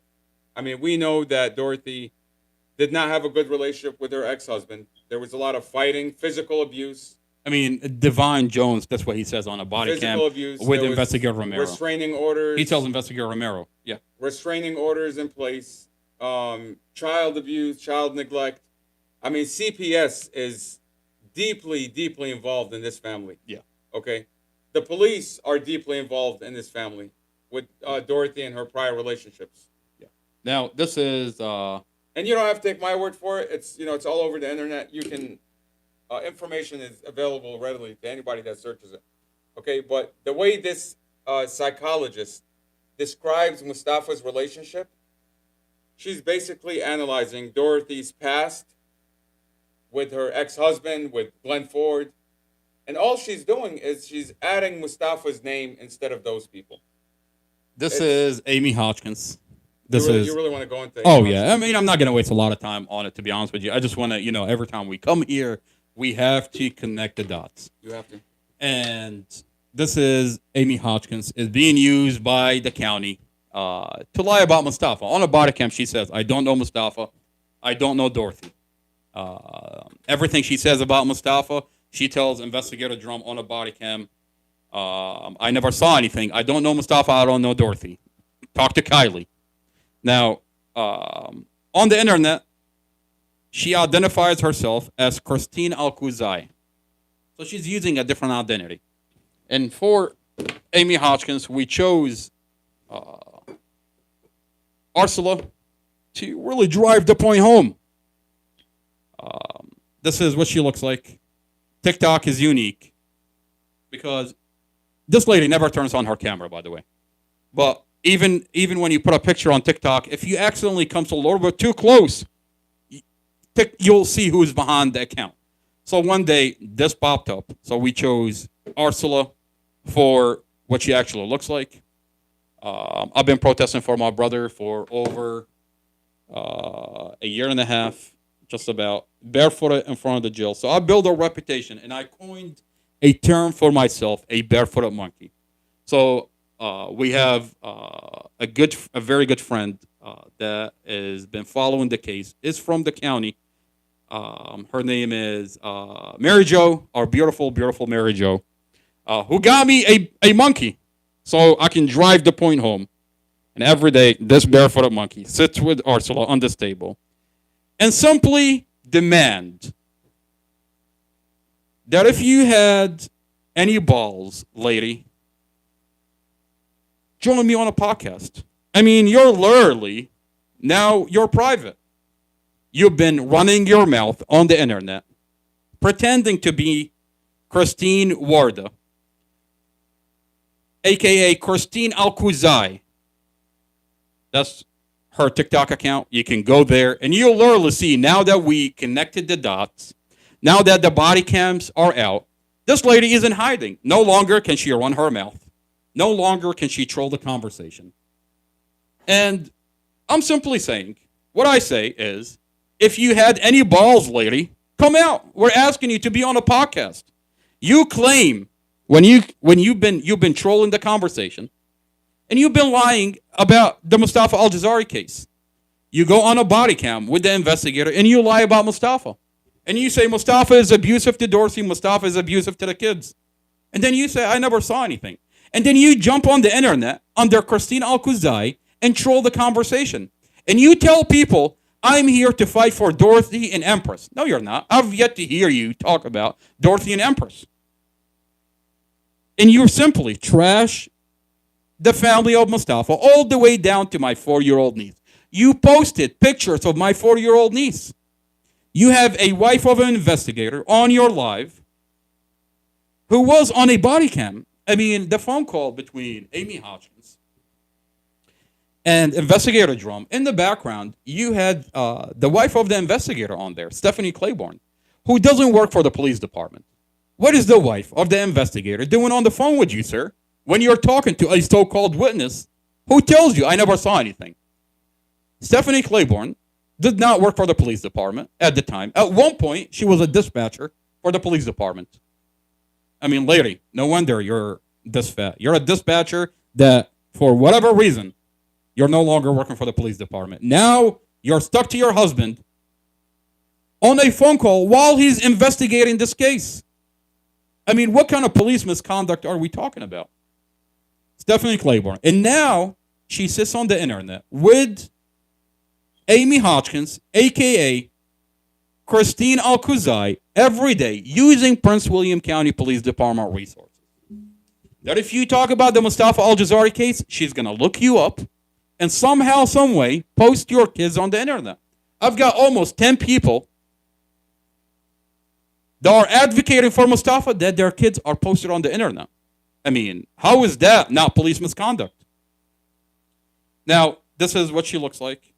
You don't have to take my word for it. This is a filter, a cartoon, a heavily filtered cartoon.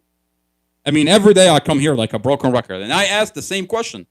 I mean, this is a cartoon character. This is a heavily filtered cartoon. You don't have to take my word for it. This is a cartoon character. This is not what she looks like. And she's, I kid you not, she's filtering this cartoon character into so many different pages, like pictures. I mean, I've heard about people filtering their face. But to filter a cartoon? To filter a cartoon, it's already a cartoon. Lady, choose a different cartoon. She's filtering a cartoon. But one day, we actually now have her actual picture. This is what she looks like. This is Amy Hodgkins. So every day, I ask everybody to go on TikTok and type Christine Warda 7. I don't know if you can see it. There we go. Christine Warda 7. And when she go live, I hope if she does go live, ask her for receipts. When she's trolling the conversation, ask her for receipts. I promise you, she's going to block you.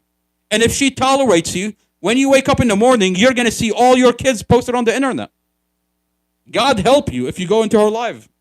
She's going to use Stephanie Claiborne, the wife of the investigator, Investigator Drum, who falsified the police report to look you up using Prince William County Police Department resources. I have a audio. This is Kylie Clapp, who she says, talk to Kylie. I didn't see anything. Amy Hodgkins says on the body that she didn't see anything. Mustafa is abusive to Dorothy, his girlfriend. Mustafa is abusive to the kids. But talk to Kylie. This is Kylie. At the time, she was 16. We have her on a recorded line where Glenn Ford admit to a private investigator that he slept with Kylie. This is the other star witness, this guy. Let's see if we have it. There we go. He slept with Kylie. This is a pedophile. Let me reintroduce Glenn Ford for you. Now, this is a pedophile. He admitted on a recorded line to a private investigator that he wakes up to Kylie in his bed, that he forces kids to shower, a 9, a 10-year-old, and he tells her, I'm not looking at them. We're going to listen to that audio.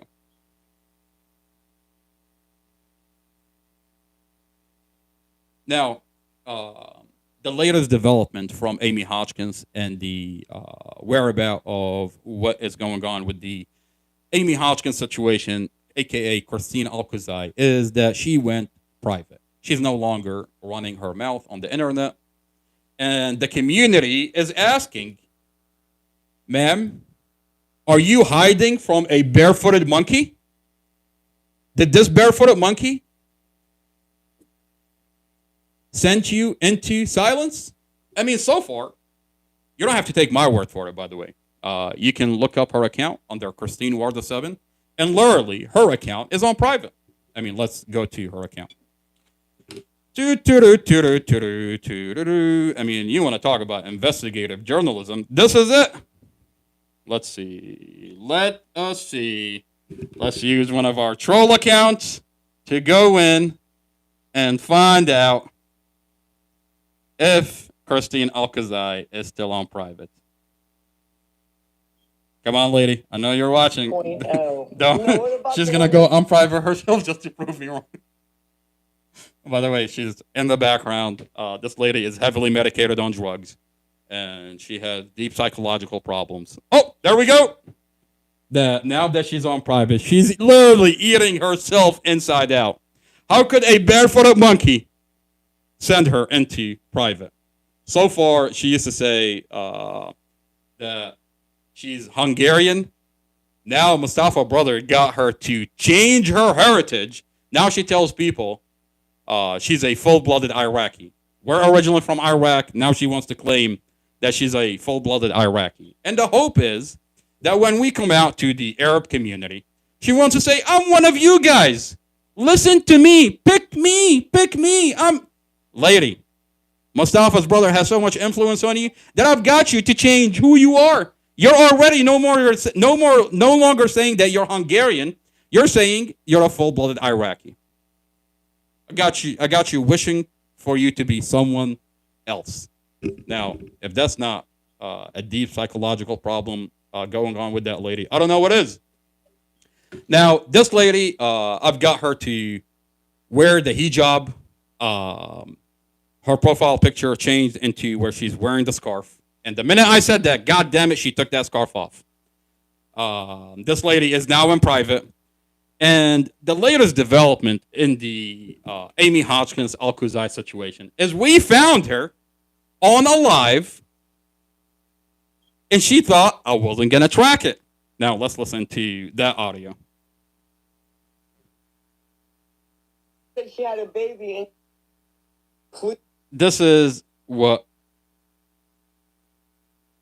on a separate live that she thought we were not going to track, is saying.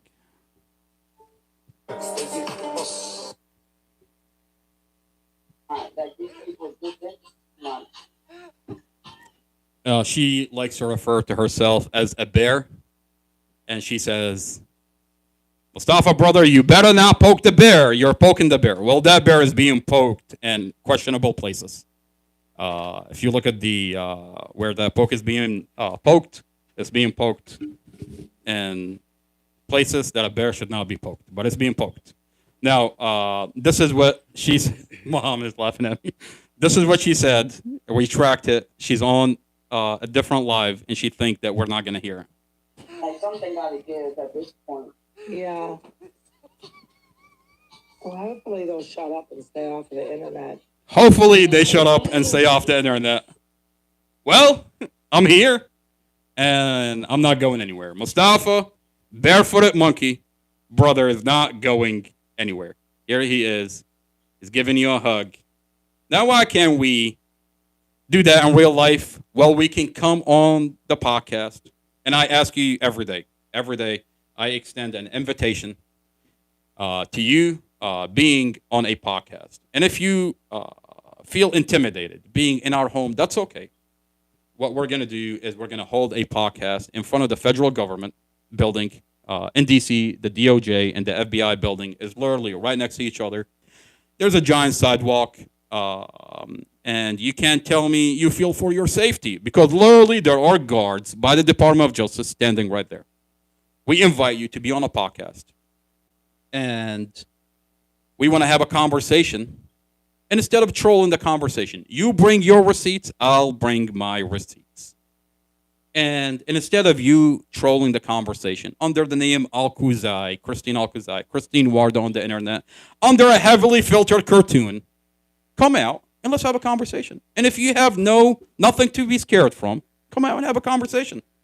I mean, I don't think there's anything wrong with that. And I extend the same invitation to Glenn Ford, Kylie Clapp, who likes to hide behind, I'm a minor. No, ma'am, you're not. You're 18 years old. And now that we have you on an audio recording, and we have Glenn Ford on an audio recording, we have the body cams, it shows that you've lied about Mustafa. Come out and let's have a conversation. You bring your receipts, and I'll bring my receipts. Now, let's continue listening to what Amy Hodgkins, a.k.a. Christine Alcazar, talk about. Oh, their time is coming, believe me. Because Our time is coming. Believe her. I'll tell you about it later, but some stuff's about to go down for all them backup accounts, all them people harassing, intimidating witnesses. Last time I checked, lady, you're the one with the backup accounts. You're the one that creates fake profile to threaten everybody. You've posted my 40-year-old niece, and I have proof. And I'll promise you, I'm coming for you by law. I'm filing a defamation lawsuit, and the best is yet to come. Well, there's a video of her and Doha A video of her talking in about Doha. posting Susie's pictures online and making false reports to police. I mean, it's all documented. You know, I'll tell you what's really There's a time interesting. and place for everything. There's a time and place for everything. And what you're messing around with is brothers that are paralegals. That this county has stressed enough. I mean, I wasn't a paralegal, but these events have created where now I am a paralegal. My brother Muhammad is a paralegal. Mustafa was already a paralegal. And God help you to fuck around, and you're going to find out what happens when you mess around with paralegals. We're going to file a lawsuit, and we're going to take you to court with our evidence that we have. And I promise you, we're going to hold you accountable by law. Now, if you had any pair of balls, you would come out and have a seat with me and join on a podcast, and let's have a conversation. Now let's continue listening to this.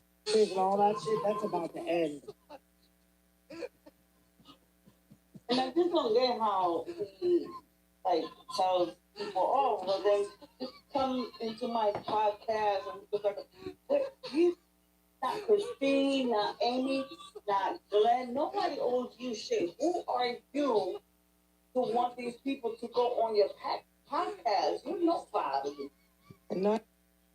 For a guy that's nobody, you sure have me living inside your head 24/7. I mean, why are you so terrified? I mean, you created this identity as Christine Alcazar to troll the conversation. But now you're terrified that you're literally on private? I mean, lady, come out and address this barefooted monkey talking about you. Address your body cam. Come out. I mean, you know, I'll tell you what's really funny is you have this individual literally tell Christina, lady, we are your followers. We've been listening to you. Why are you scared of him? I mean, if you really listen to what this lady is telling Christine, she's telling her, it sounds like you're terrified of the guy. You're scared. You have no receipts. Oh, he's got you. And he's literally calling you out. And he's telling you, come out and play, ma'am. And you're literally terrified. Listen.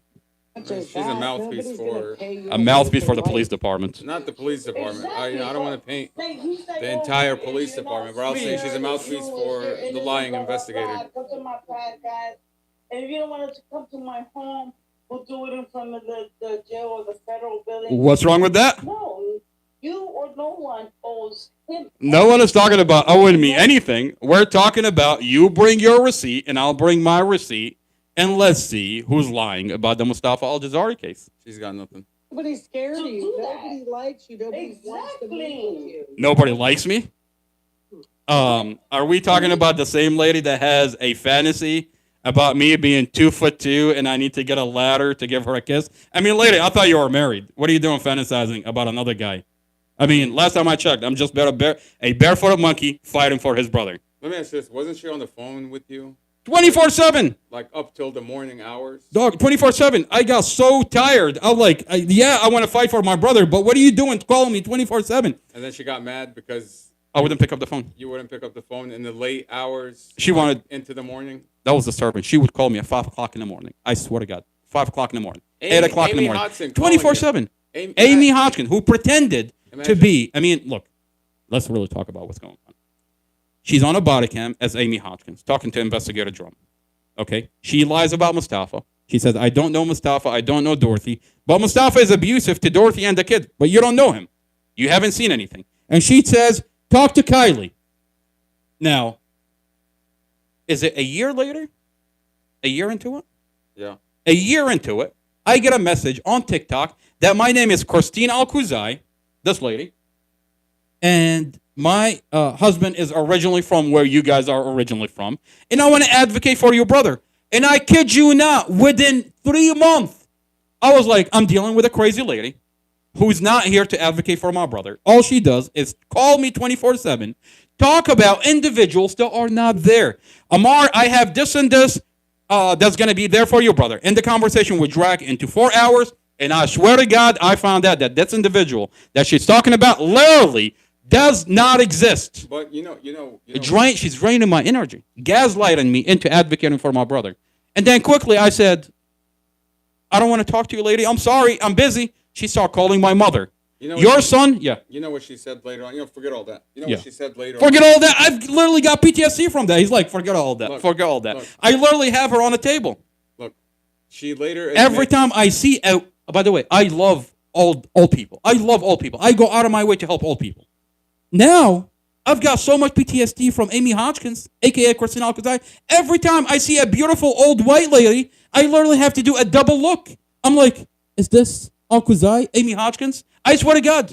Like, she damaged me for life. She later admitted on one of her live broadcasts, she admitted that she was gathering information for Kylie. Yeah.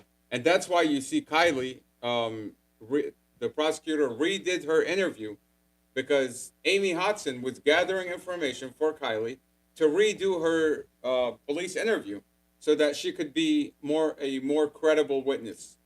This is Kylie Clapp. Because her initial interview to the police department, to the prosecutor, was not good enough. We have discovery notes. She sounded so incompetent to this case that they were going to throw out her interview completely. We have discovery notes and body cams that they've talked to Kylie along with the kids. But Amy Hodgson admitted on a live TikTok, she admitted that she was gathering information for Kylie so that she can feed it to her so that she can redo her interview. And that's what we see. I mean, that's exactly what happened. Kylie Clapp came out while I was protesting for Mustafa in front of the courthouse at the pavilion, 2 minutes away from the courthouse. There's a park, and I'm standing there protesting.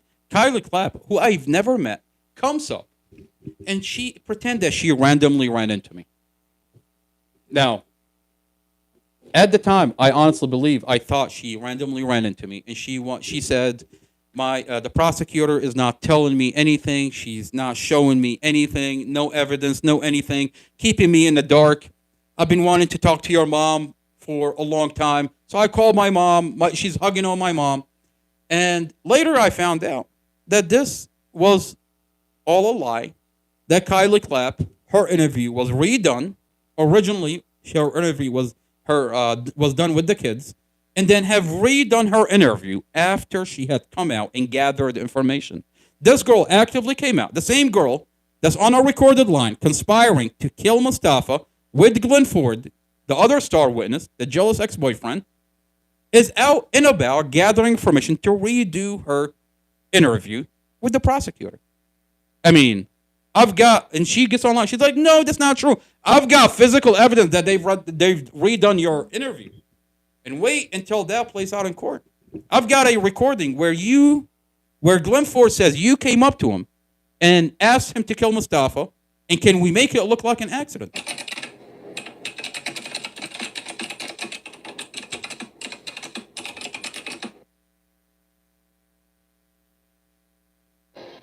Especially the older daughter. And she wanted me to shoot, kill him. The older daughter wanted you to kill him? Yeah.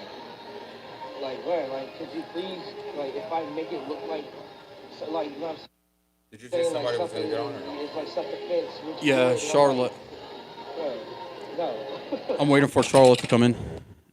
This is a recorded line where Glenn Ford admit to a private investigator, our beautiful, beautiful Charlotte, who hopefully we may be able to get FaceTime and have her weigh in on this expert witness that's cherry picking into information to write her expert testimony about Mustafa. Charlotte has a background into what we're talking about, and we want her to weigh in into the situation. So this recording, on a recorded line, Kylie conspired to kill Mustafa. Now, Kylie apparently has a relationship with an individual that hates Mustafa. Can we dive into that, Mohammed, really quick? What is that? The Billy situation, really quick. I'm just going to briefly talk about it. Okay. This is Billy. Kylie Clapp admit on a recorded line that her dad works for an individual that had a problem with Mustafa a month before Mustafa got with her mother. Mustafa met your mom. It's a 3-month relationship. A month before Mustafa met your mom, apparently, Kylie has a relationship with an individual that hates Mustafa. Now, what am I talking about? Mustafa has a small business, and he goes to a specific location to promote his business and sell his equipment. He has a physical therapy equipment. He has heat warmers, and he has physical therapy equipment that he promote and sell in that area. It's a heavily populated area that it's a public easement that he's been going to for a long time, and I go with him. I promote my roadside assistant business. This is my business card I pass out to get into that area. Now we've been going there for a while, and then one day, the club owner, this is in front of a strip club in Crystal City in Arlington. Now, apparently, this guy is not happy about us promoting our business in front of his club, and it wasn't even in front of his club. He doesn't have access to a public easement. But I guess us promoting our business brought attention to his illegal drug activity. Now, you don't have to ask me. If you're from the area, you know about Billy and the drugs that are being sold out of that strip club. Now, this video, one day he comes out and he wants to muscle his way into kicking my brother off the property. And this happens. Fucking keep it up, and goddamn it, I'm telling you, you're gonna fucking go. Are you gonna assault me? You're gonna fucking get off my property. How many times I can tell him, officer? Get the fuck off my property. Now, what we see here is a Mustafa that's de-escalating the situation, taking steps back, and we have an angry white guy breathing down Mustafa's neck. This went viral. This went viral. The community does not stand for racism. This is a bully attempting to bully Mustafa. What I did, I brought in all my trucks, and for being racist to my brother, I brought in all my trucks and literally put him on TV. This is what I did.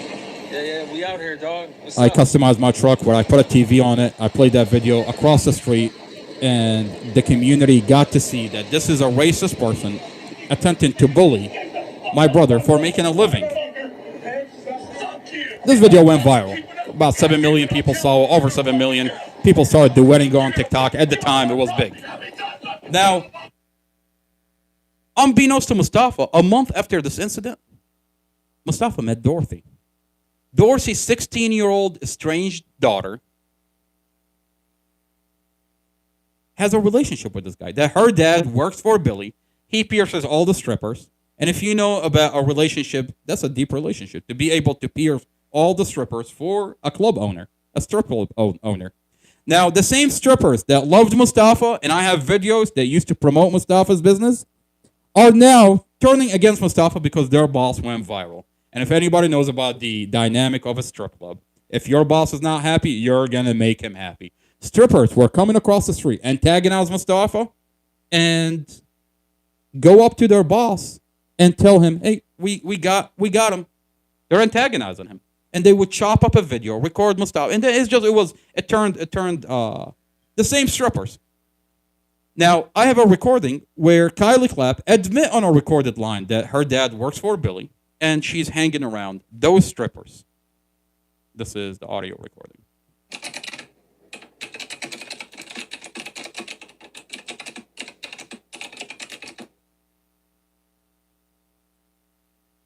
my dad, he's a piercer. He pierces like a lot of strippers, and he had brought up to them what happened, and they were and who they were, and they were like, yeah, we know this guy. Like, he used to record our license plates and put it on the internet, and like follow us home and stuff. So I also was thinking, I don't want them to follow me home, and I don't want to put myself in a position where.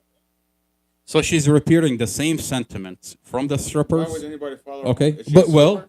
is she a stripper? I mean, we're digging saying into does Saying Kylie they're following people home? work for Billy as a stripper? We're doing our homework. We're looking into it. But Kylie had no problem coming at night and pretending to run into me and spend over 2 hours gathering information for them to redo her interview. But he or she repeats the same sentiments of the strippers who at one point loved Mustafa, but when their boss went viral, is no longer supporting Mustafa. They want to make their boss happy. Now, this is a 16-year-old that's estranged with her mom, does a lot of drugs, is into prostitution, and you don't have to take my word for it. This is what Glenn Ford on a recorded line says, that her mom had a lot of problems with her. She's on hardcore drugs. She's living a certain lifestyle, and have came up to him and solicited to kill Mustafa. And then on a recorded line, he admitted that he slept with that 16-year-old. So we're dealing with a Glenn Ford, a jealous ex-boyfriend who's a pedophile. That's being used as a star witness into Mustafa's character.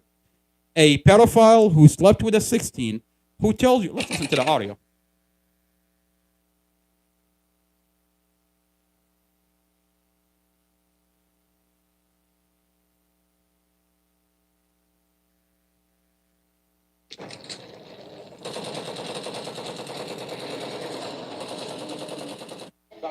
I won't. If I do it, I won't do it in this house. Yeah. You know what I'm saying? So every time I come, not the older daughter, but the other daughter, I think she did some shit with her. How old was she? 16? 15 or 16. So Kylie is 16 at the time. One time a girl came to my house all high and shit. I'm Kylie like, would come I to the apartment all high. She doesn't know where she's at, and she's in a state that she doesn't know where she's at. And then he says, I do the same drugs. And she wakes up in his bed. Yo, Like just weed or? no, it's not weed. If it was weed, I wouldn't care as much. Yeah. She used to come in and Like not. and it's on the ground, She's on the ground, yeah, doesn't know where she's at. And then he says, I'm on the same drugs. Like opiates. man, I'm sitting there bruh. I take them, I took them, Yeah. and I didn't act like that. Yeah. That was me. I used to do it to the point where I took it because I didn't want to get sick with withdrawal. Yeah. So I took one. I'm good for the day. Yeah. She looked like she took multiple, or she took them Did the different mom do ways. it with her? No, I know for a fact. Dorothy didn't do pills with her, but she would smoke weed with her. Okay. I told Dorothy, your daughter comes to this house like that one more Why do you time. think that she did something like she did what happened to her with that one? Her daughter said it. What the fuck she say? When she was arguing with her mom, because Dorothy and her used to argue all the time. Dorothy and Kylie argue all the time. They were separated by CPS. This is before Mustafa, by the way. Mustafa met Dorothy. It's a 3-month relationship. Before Mustafa, Kylie was separated with her mom. She had a lot of problems with her mom. And this is what Glenn Ford says about their relationship between Kylie, at the time she was 16, and Dorothy, her mom. This is not the oldest Not one. the oldest one. The oldest one, she's a sweetheart. She's a fucking sweetheart. But she gangster too. Nah. She gangster, she's ready to kill that nigga. Seriously kill that nigga. She's the one that wanted to get. The older one. So what did she say to? Oh, cause They be arguing. yeah, she be the way she dressed and shit. Dorothy be you run around acting like a little slut or whatever. They're arguing about the way she dresses. So it's just, back and forth. And she oh, you look pop all the hell back because we used to fuck the same guys and da da da da. And then she tells her, we're fucking the same guy. And then Glenn Ford gets really upset because she said too much. Listen. All that shit. I'm like, oh. What? So she's telling her that she's fucking Glenn Ford. And that he gets upset because she said too much. He's like, whoa. Y'all gotta go. You said too much. Listen. Wow. What is she? Y'all gotta go. What is she arguing with her mom over? We're fucking the same guy. Oh, your mom's telling her you're running around like naked, and we're fucking the same guy. Okay. And said we used to. I'm like, y'all gotta go. This shit right here, like, I'm not about that life, nah. I don't want no cops knocking on my door asking for you. Wow. And they did that too. After I kicked her out, whatever, the school system came. The school system came, and God help you, Glenn Ford, when we get to the portion of why the police showed up in your apartment and what are the allegations that were made against you that the police got involved. And you lied to them, and you said, Dorothy at the time, Kylie, the kids don't live in your apartment. It's like, yeah, don't you fucking I'm like, yo, she can fucking live there. What am I here for? Yeah, because her kids haven't been in school for weeks. I'm like, I don't know where she at. She doesn't live here. She never lived here. Like, A lot of her behaviors remind me of someone who has a substance abuse problem. no, she never, like, she didn't do no drugs. She What about that Mustafa guy? I don't know. I just think he just smokes weed. Cause I even asked her, like, you know what I'm saying, like, yo, you on? Is he alcoholic? I just know he's supposed to be. Because I asked her, like, you know what I'm saying, because at that time I was taking the shits. And I was like, would it be a problem? Like, you know what, just to stop it. At the time, I was on the same drugs. And then listen. I won't, if I do it, I won't do it in this house. Yeah. You know what I'm saying? So every time I, like, come home from work, I would do it before I get in the house. Yeah. Or I would step out my house. Even Yeah. though I shouldn't have to step out my house. Yeah. Every time she's trying to sleep in my bed, like, no, go in the fucking living room, yo. I'm So like, he "I'm wakes sleeping up in my bed." with a 16-year-old in his bed. He's on the same drugs. He wakes up to her in his bed. Okay, so we're talking about a pedophile. This is the portion that he says he forces kids, Dorothy's kids, to shower.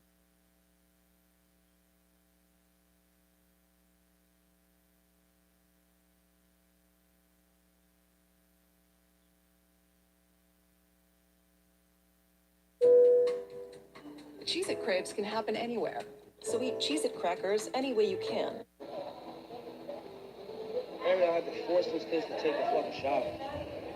I had to teach them how to fucking take a shower. I mean, I wasn't in there with the boys looking at them or whatever. I'm like, yo, when y'all wash up, you know what I'm saying? He's attempting to convince the private investigator that he's not in there looking at them. I'm not looking at them. I'm just forcing them to shower. You're talking about a 9-year-old, a 10-year-old, a 40-year-old man forcing a 9 and a 10. That's disgusting. So now that we've dived into who Glenn Ford is, who Kylie Clapp is, and what is her relationship with Billy, I mean, a month into a situation. By the way, Mustafa, 3 weeks after the situation, Mustafa's vehicle was tampered with. We have someone got onto Mustafa's vehicle and stole the whole entire Cadillac system, his whole entire muffler system.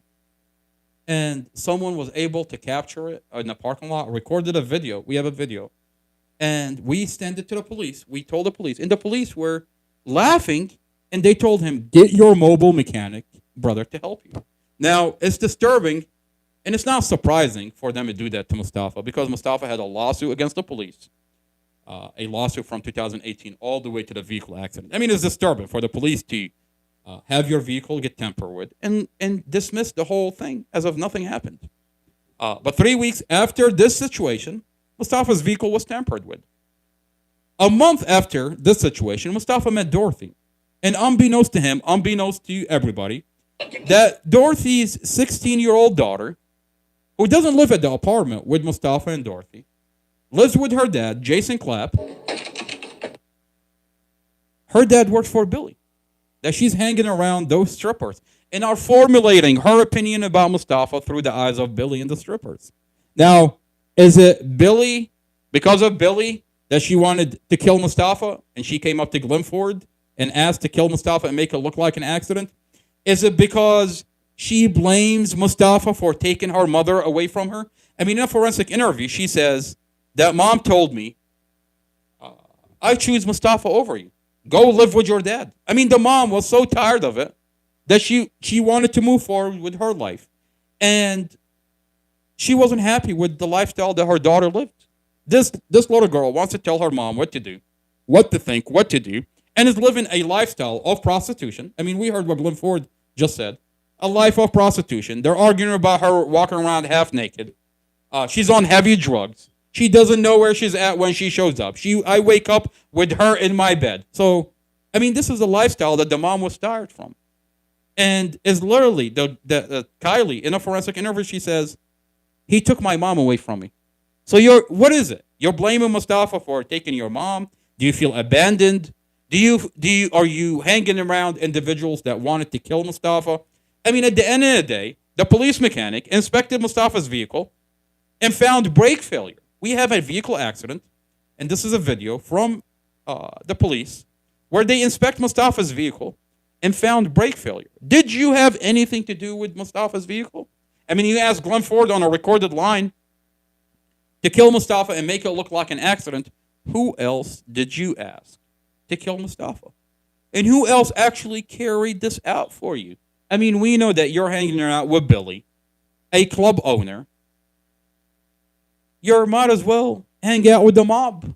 I mean, a strip club in Arlington, Crystal City, who sells drugs, who's upset at Mustafa for making a living in the parking lot. Apparently, he's bringing attention to the drug operation. That he comes out and he's yelling at Mustafa. You're hanging around that guy? That guy? That guy, Billy? And your dad works for Billy? And unbeknownst to Mustafa, this is going on. He just met your mother. And now the Commonwealth attorney is using you as the character witness into Mustafa. I mean, you say Mustafa is abusing my mom, abusing the kids, and you say in a forensic interview, you were not there. You didn't see anything. This is the police mechanic admit that this is a vehicle act, that there's brake failure. Now, the question is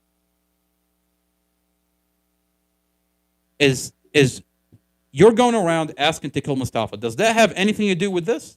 Does someone carry this out for you? Let's pull up the body cam. And then we'll tie this back into the report that we were discussing earlier. Running a small business? Create your invoices at skynova.com. Easy, but professional. Erectile dysfunction is more common than you might think. You know, to be honest with you, if you're dealing with Amy Hodgkins, I think the least of your problem is erectile dysfunction. I mean, look at who we're dealing with. We're dealing with Lucille from The Mermaid. This is who's trolling the Mustafa Al-Jazari case. On that note, let's dive into this police body cam and what the police mechanic says about Mustafa's vehicle. They inspect the vehicle and they find brake failure and transmission failure.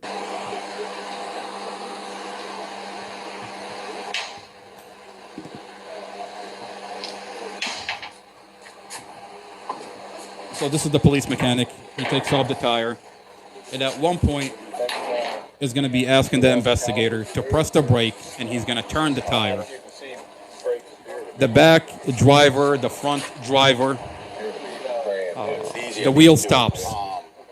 But the back passenger and the front passenger continue turning.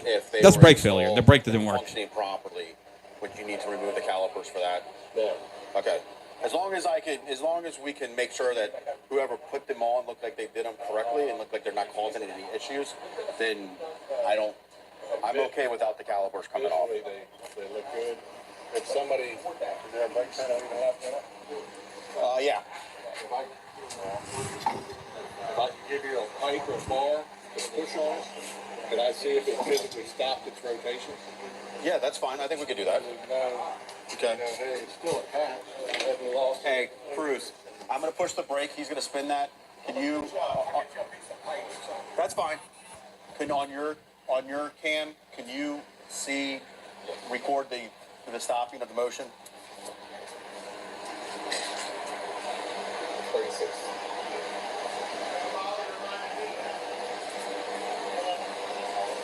Or we can do it the other way. I can push and you. No, that's fine.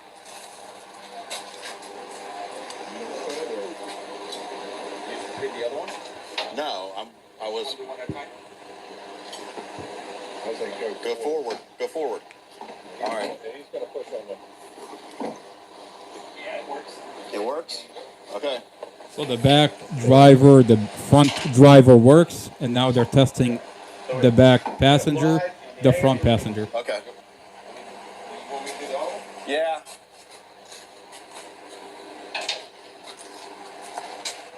Just tell me when you're ready.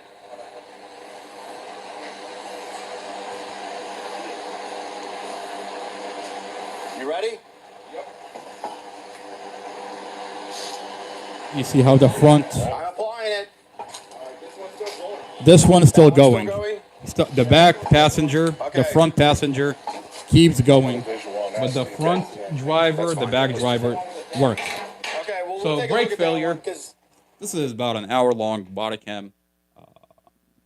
They go into details about the brakes, transmission, and they find brake failure, transmission failure. The drive shaft disconnected from Mustafa's vehicle, from the engine. Now, the question here is, does Kylie Clapp, I mean, we have her on our recorded line, admit Glenn Ford, the jealous ex-boyfriend, who this expert is using as a witness, and to come into the conclusion that she's coming with, on our recorded line, there's conspiracy to kill Mustafa. Kylie Clapp, Glenn Ford. Who else did Kylie Clapp ask to kill Mustafa? And who actually carried this out? Now, the police mechanic says there is brake failure.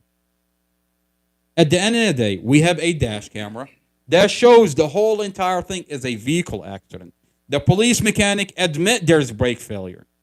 The investigators on scene say that all these are Mustafa's skid marks.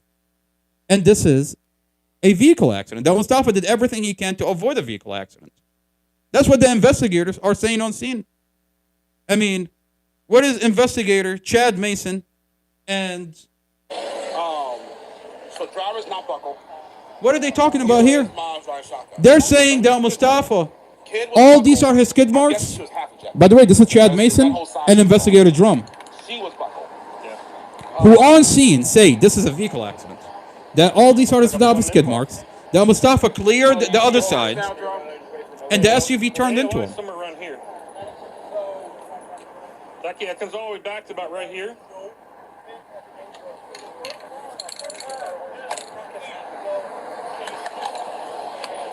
I think they hit. He was in that yaw. He just continued spinning her around, almost in place. Because your marks end right around in here. So figure that away. So I mean, those are definitely theirs. AOI somewhere. It doesn't come off till here. So you think that's the free tire? I think so, because it comes here and rotates. What's causing the infinity mark right here, buddy? By this AOI? Well, this is spinning, but it only spun once. Because that's all the drag marks from the front right. Yeah, I see them. That's all fucked up right there.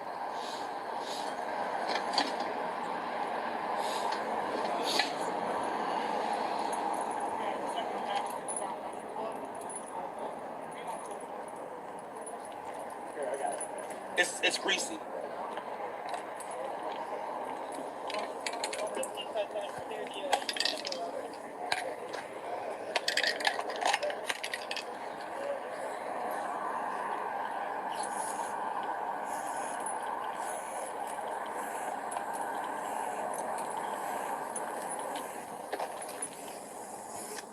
Did you have skid from him? Yeah, so that's all him. He spun twice. That's all his skid marks. Because the damage is on the right. Which That's all his skid marks. That he did everything he can to avoid a vehicle accident. He cleared all the vehicles, and the SUV turned into him. They're coming in sideways. Gets popped, rotates. She just rolls backwards. So here's the question. Let's wait the day. Because she comes straight, she hits. She would have turned into it. He has a methamphetamine salt combo. She would have turned into him. That's the only way the vehicle accident would have happened. That all these are his skid marks, and she turned into him. Now, on that note, when you look at the whole entire thing, you see that the county sealed off all of it, and they're hoping that this expert, they're going to be able to cherry pick and write them a report. I mean, she's literally telling you, I didn't watch the dash camera. I watched a portions of it, what the county is giving me. Why seal off the dash camera from the experts? I mean, the dash camera showed that this is a vehicle accident. For a prosecutor that says Mustafa is guilty, release the dash camera. Unfortunately for her, we have the dash camera. I mean, how can she say that this is I don't know what she called it. Let me see exactly what she called it. There's a term that she used. Yeah. Intimate. Like for relationships that are deep. Long-term relationships. Intimate partner violence. Intimate partner violence. Does she not realize that this is a 3-month relationship? I mean, did she look at the dash cam where, does she have full context into this relationship? Does she have everything that was happening that day? Like, the phone data is going to show that... Well, she's telling you she's not. The phone data is going to show that Dorothy transferred money to Mustafa at the gas station to put in gas. Mustafa, when he came out, after washing his car, or while washing his car, he took a bottle of water to wash Empress's hands. The home videos show how he was playful with the kids, how they're all playing around. The home videos show how Tanisha Coleman, her kids would come over and they would call him dad, and they would call Dorothy mom. I mean, all these details that were left out by the prosecutor, they were left out from reaching this Lucy Guarnera.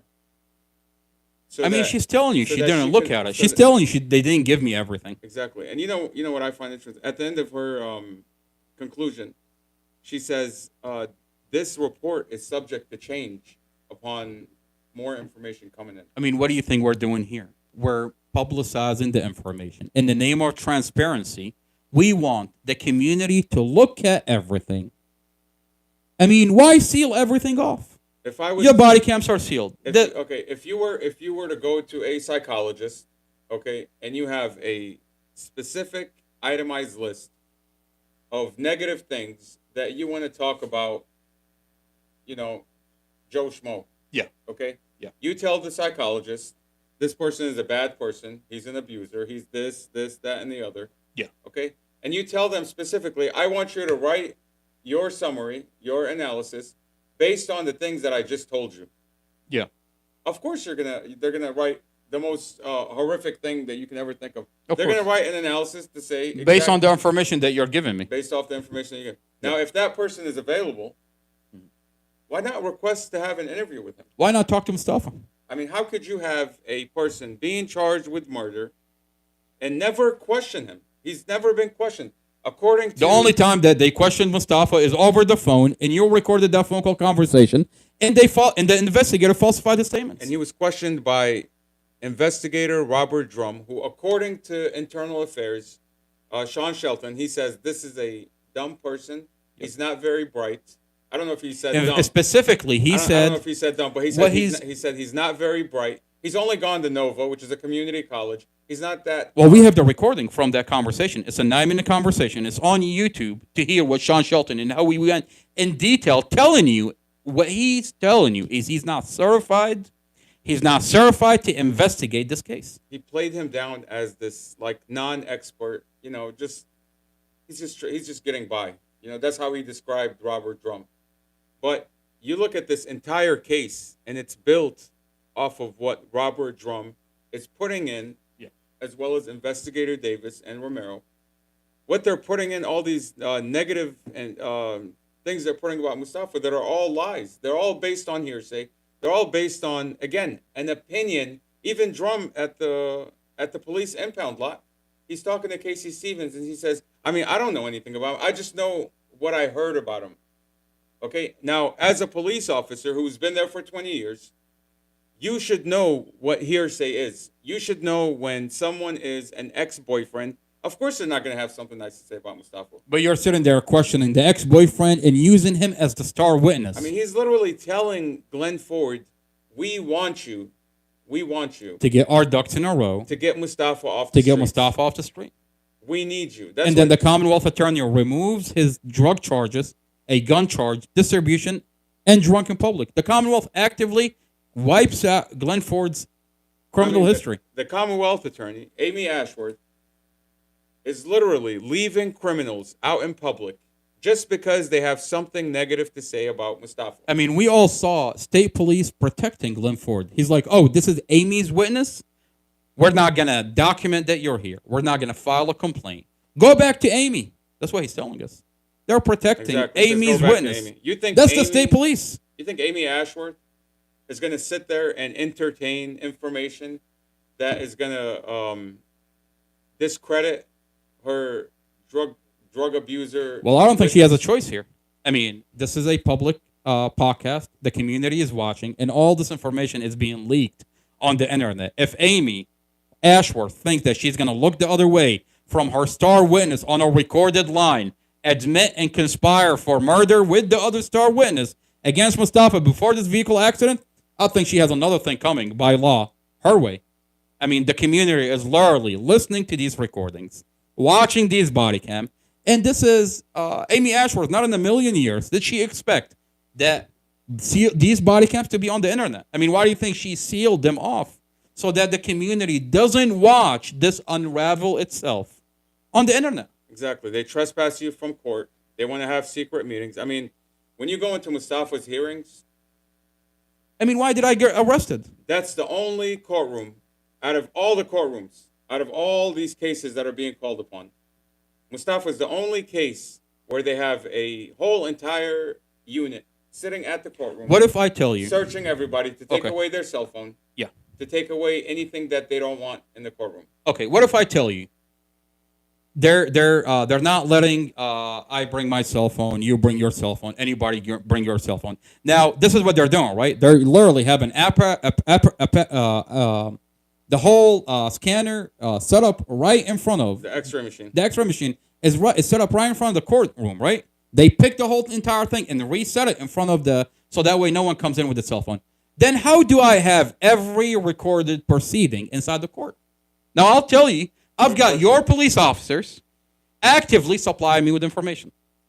I have every recording. I don't record it. I'm supplied with that information, along with the body cams, along with the discovery. Your own police officer in your police department are not okay with this level of police misconduct. That I'm literally being supplied with material. And I've got so many other material that I'm being supplied with, and the best is yet to come. Mohammed, we're going to end the podcast on that note. Before I end the podcast, do you want to say anything before we finish this podcast? What I'm going to say is on our next podcast, we're going to take a deep dive into Mustafa's dash camera. We're going to look into the warrant that was issued on April 7th.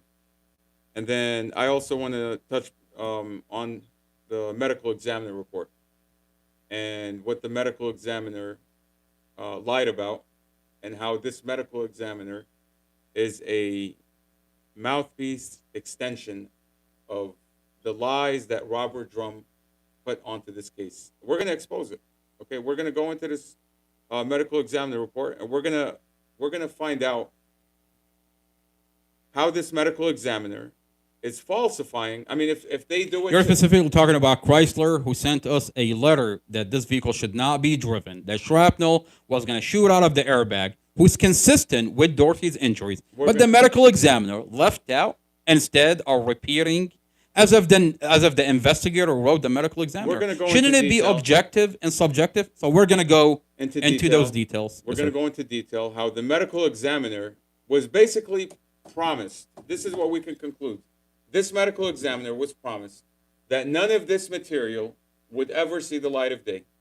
Okay? And now that it's out, okay, we can cross-reference what information they were trying to hide and what this medical examiner wrote that was going to go to the courts. I remember specifically Delegate Kelly Fowler got involved. Before we end this, this is a good segue to end this podcast and pick it up from the second, our podcast. I remember Delegate Kelly Fowler, about a year ago, right, got involved and reached out to you, and then reached out to Commonwealth Amy Ashworth. And then Amy Ashworth had a very specific response to Commonwealth Delegate Kelly Fowler. She told her two things. One, we're not going to try this case on the internet. I mean, look around you. What is happening right now? We're literally trying the case on the internet.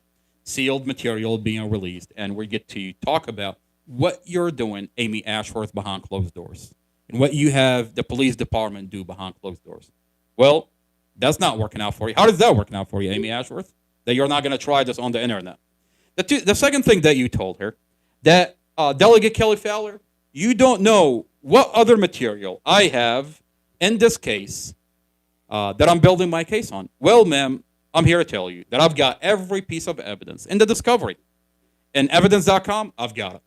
Every police body cam, every discovery document, every audio. That's what she tells government officials who are... She lied to her. Who inquire about why is this man who was involved in a car accident, why is he still sitting in jail after 24 months without a trial? Now, Delegate Kelly Fowler, Why I'm is he here. held without bond if he has no criminal background, if he has no criminal convictions?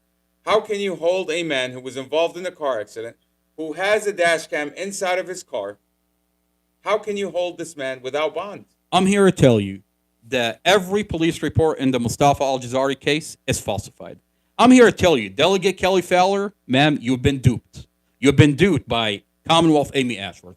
Now the question is, Delegate Kelly Fowler, how do you feel about being duped as a government official? Being duped by another government official. This is the kind of conversation that we're having. And on that note, thank you for being on this podcast. This is not another boring podcast. I want to thank Mohammed, Mustafa Al-Jazari brother. I want to thank myself. Thank you. A barefooted monkey fighting for his brother. Thank you for having me. Thank you for being here.